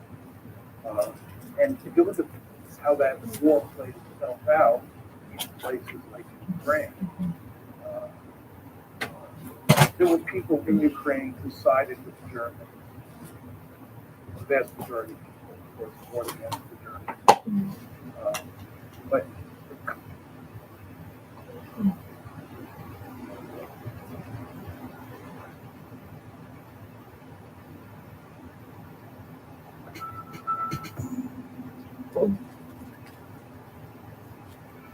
This is just one episode of a full series. If you would like instant access to this series and other future series before we release them publicly, come on over to medcircle.com and become a subscriber for free. Plus, we'll also give you instant access to videos that we never release online. I'll see you at medcircle.com. Anxiety disorder affects 40 million adults in the U.S., making it the most common mental health condition. It's highly treatable, yet only 1/3 of those suffering actually receive treatment. So we sat down with the leading expert on anxiety disorders, Dr. Rahman.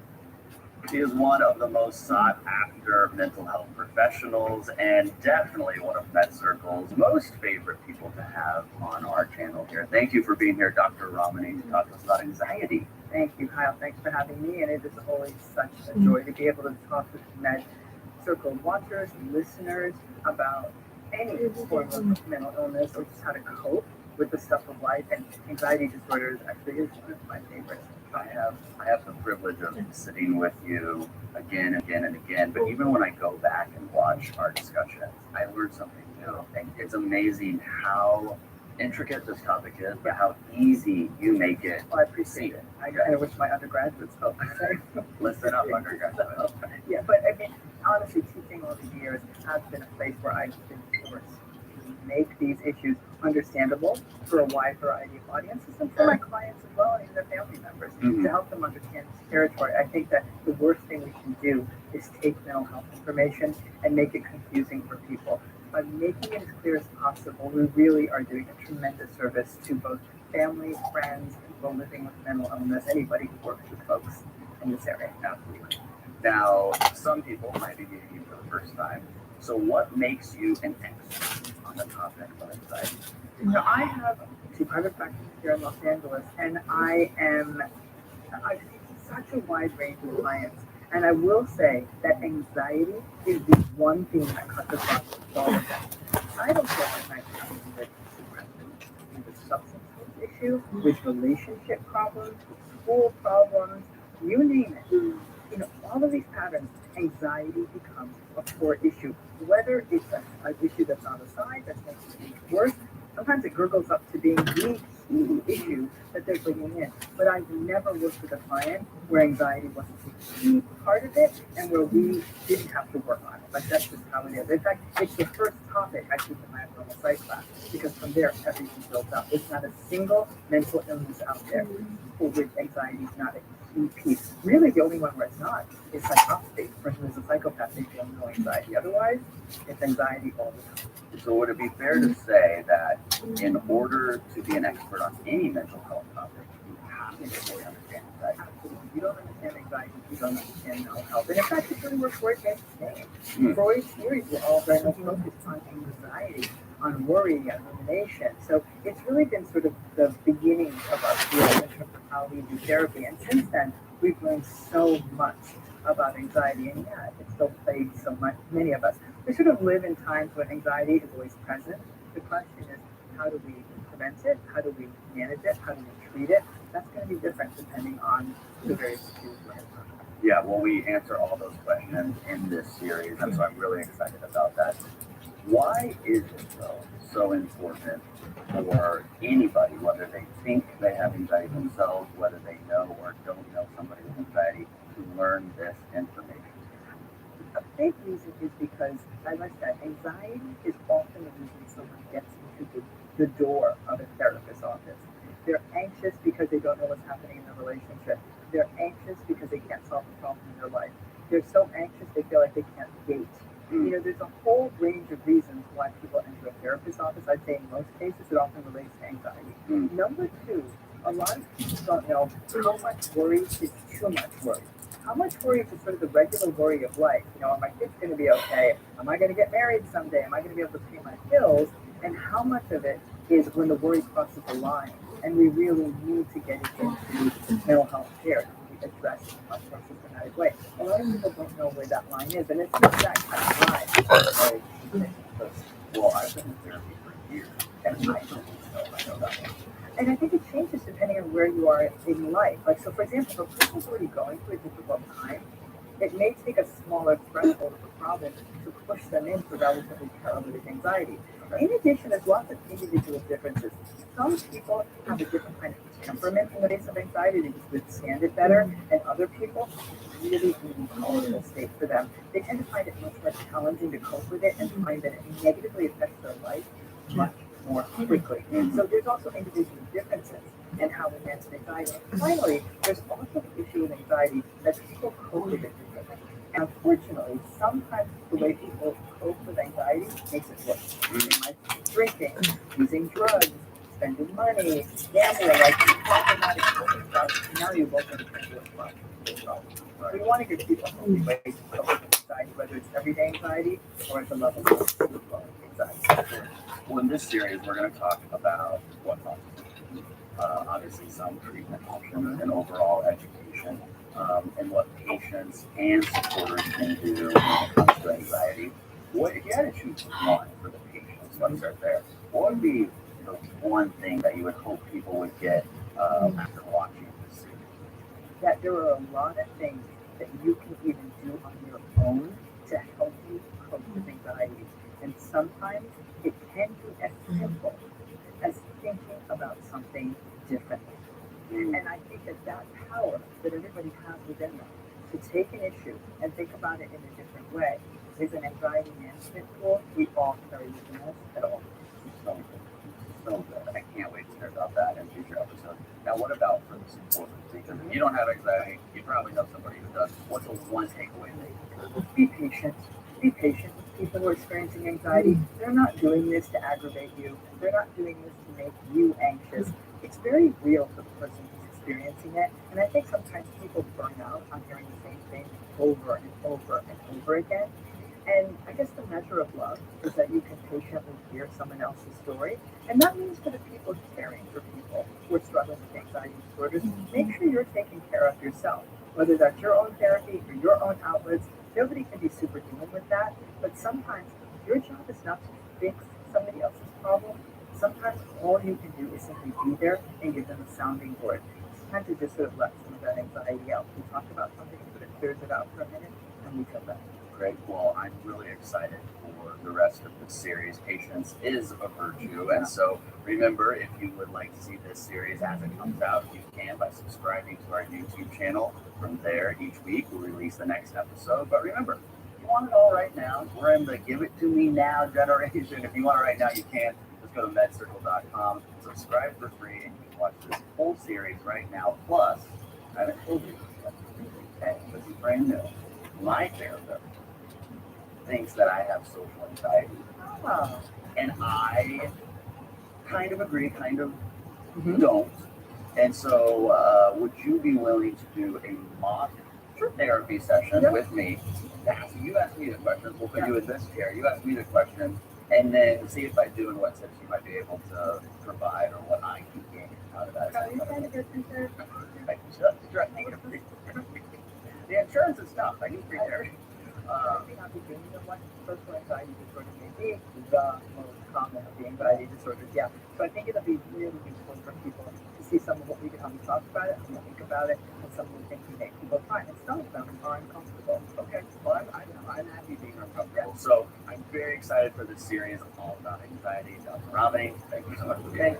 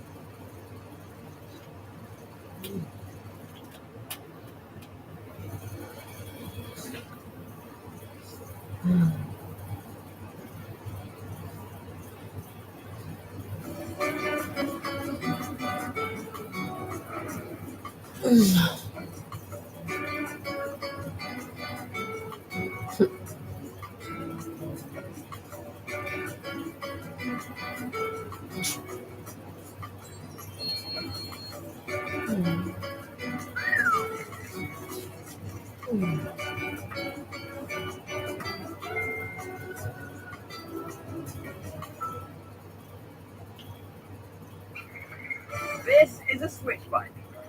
This is a switch bike. No, this is a switch bike.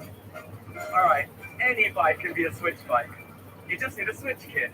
It's lightweight, handheld, fits to your handlebars, and boosts your ride with electric power. It connects easily and is instantly removable. With Switch, you get a bike and an e-bike all in one.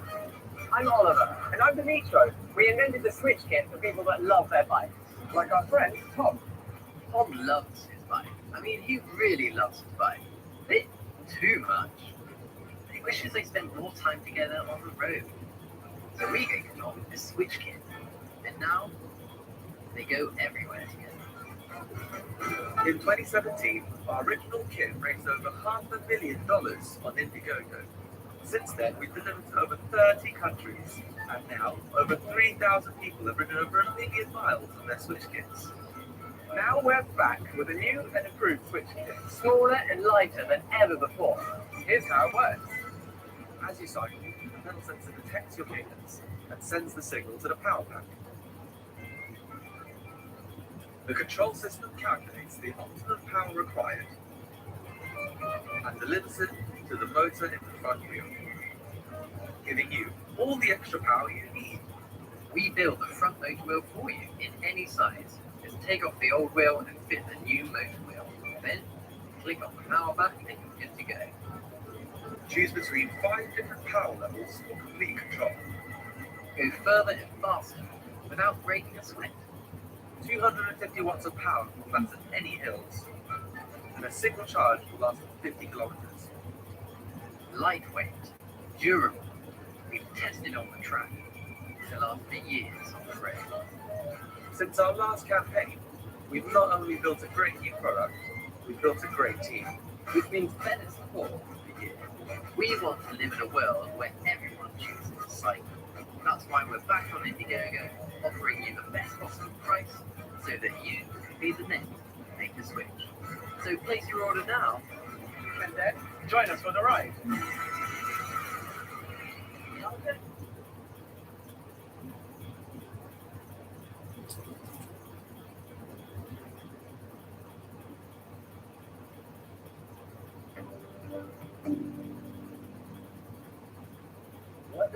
What do the symptoms and signs look like for a child who has social anxiety? You know, there's going to be a range there. They may be uncomfortable with peers or awkward with peers, have difficulty joining group activities, and actively protest against that. They may also have trouble with separation from their caregiver in the morning, and mom, whoever drops them off at school. There may be some separation anxiety. There may be anxiety during the day about when they're going to see their mom again. They may have trouble warming up in a group, so they may have difficulty sort of joining a play group of kids at a birthday party or something like that. They won't be natural joiners. It may take the influence of teachers or other adults to sort of draw them into the fray. Are there signs and symptoms to look out for that would indicate the child may develop social anxiety disorder later? We want to be very careful to not overinterpret normal childhood anxiety as sort of a soft sign that's going to grow into adult anxiety. Childhood is in fact fraught with anxiety. And so we want to, you know, what we don't want to do is almost like make this poor child feel like they are on a bad path. If anything, when you have a child who's a little socially anxious, maybe pay attention to the other things going on in their life. Like, are they being mistreated by peers? Are there difficult experiences happening in their family of origin? Because those are other sorts of treatment targets to have. I mean, I'm going to be totally frank with you. I was a deeply socially anxious child, like as socially anxious and withdrawn and terrified as a child could have been. And now, talk to strangers anywhere, and you know, so in that sense, I have a lot of issues with social anxiety, but if somebody really were to have predicted it from my childhood, they would have thought for sure she's going to have social anxiety disorder. And not to get too personal with you, but why do you think you were like that? I'll tell you why. Because I grew up in a town where we were the only minorities. My family was not heavily acculturated. There were some other issues going on like that. I felt very awkward. The children were not kind to me as a result. And there was really no teacher noticed and no one to talk to. So I was terrified, and I would get teased on the way home from school. So I just would come home and cry and hide in books. Paid off with a PhD. There you go. But I was fearful, probably afraid. And then what happened? And I went to college and I got to reinvent, and my smartiness, you know, sort of paid off. Like, yeah, I was able to think differently about it.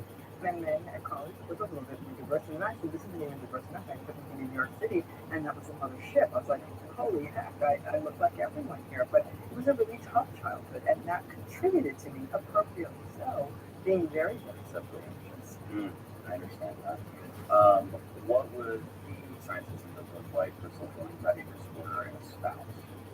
If you have a spouse who's socially anxious, probably the first place you experience is they say, I don't want to go out. I don't want to go to a social event. I don't want to go to your work thing. Like they're lovely to be with alone. You might say, my God, you're so wonderful. I love we love watching TV together. I want all my friends to meet you. And they'll say, no thanks. So they really may shirk away from get-togethers, social get-togethers of any kind, unless they really, really know the people well. So, for example, it's only gambling and they know everyone who's there, but if it involves new people, you might see some major resistance to the point where it might get into conflict for the two of you, and you can't quite understand it. They make it very anxious on days they have a presentation at work. For example, they have to give a lecture or a sales presentation or something like that. Those days may ramp up and make them more anxious and have more trouble sleeping and be more preoccupied. Anytime that you're going to be evaluated in some way socially, that's when it will play out. And interestingly, you got through it.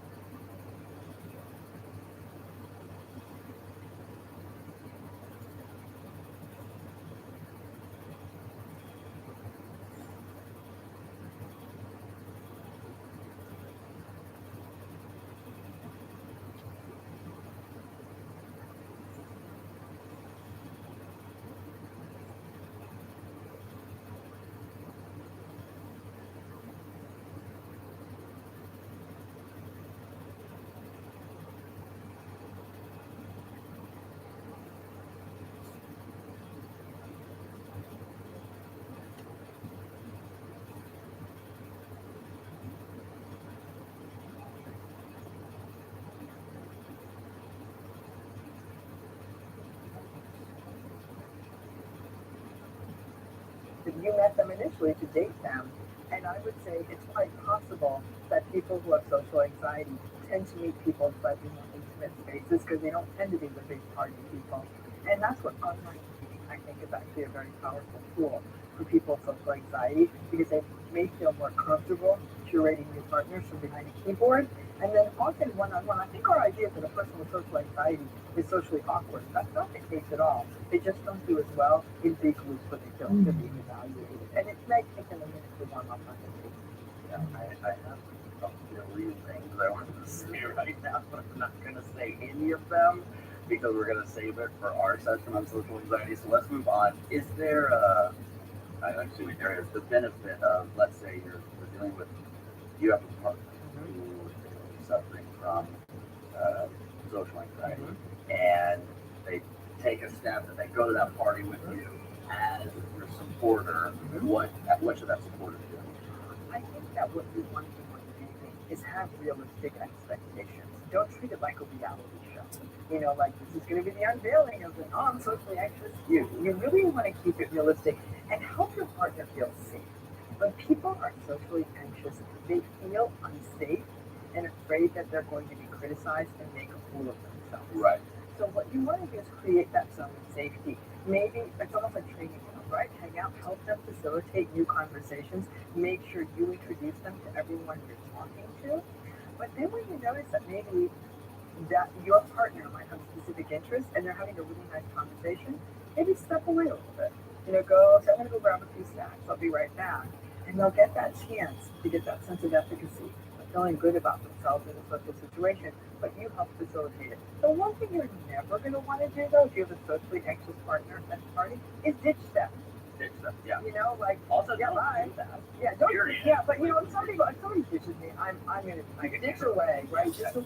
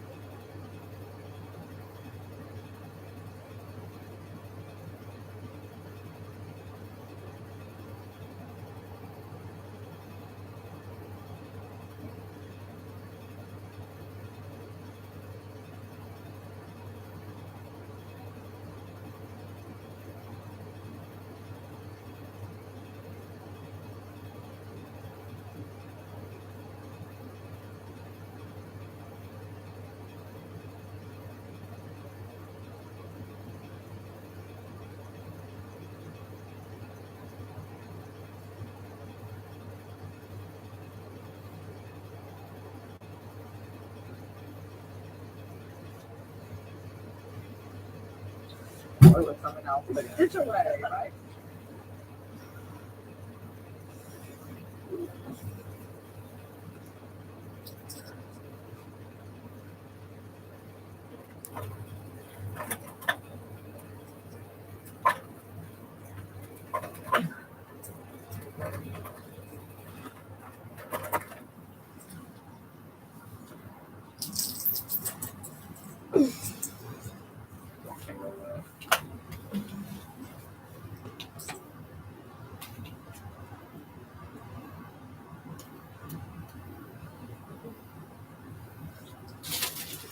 Thank you, Mr. Chair. And thank you. You're a veteran, and we thank you for your service. You went on record saying that you know what sacrifice is on Fox News. Do you believe that calling for the overthrow of a democratically elected government or funding movements that speak to that is part of the Freedom TV platform? No, I don't believe that. The convoy and protesters spoke to publicly the desire to commit violence against the government, to overthrow the government. What's your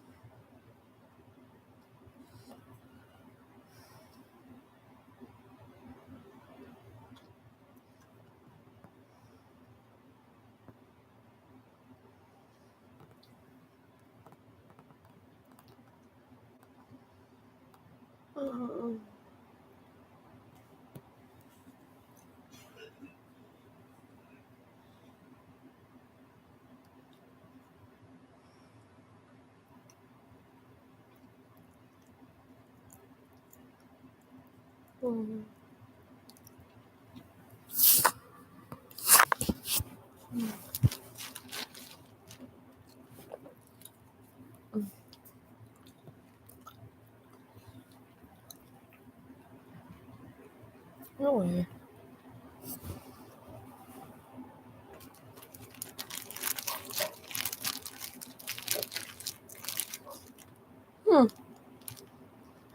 Interesting.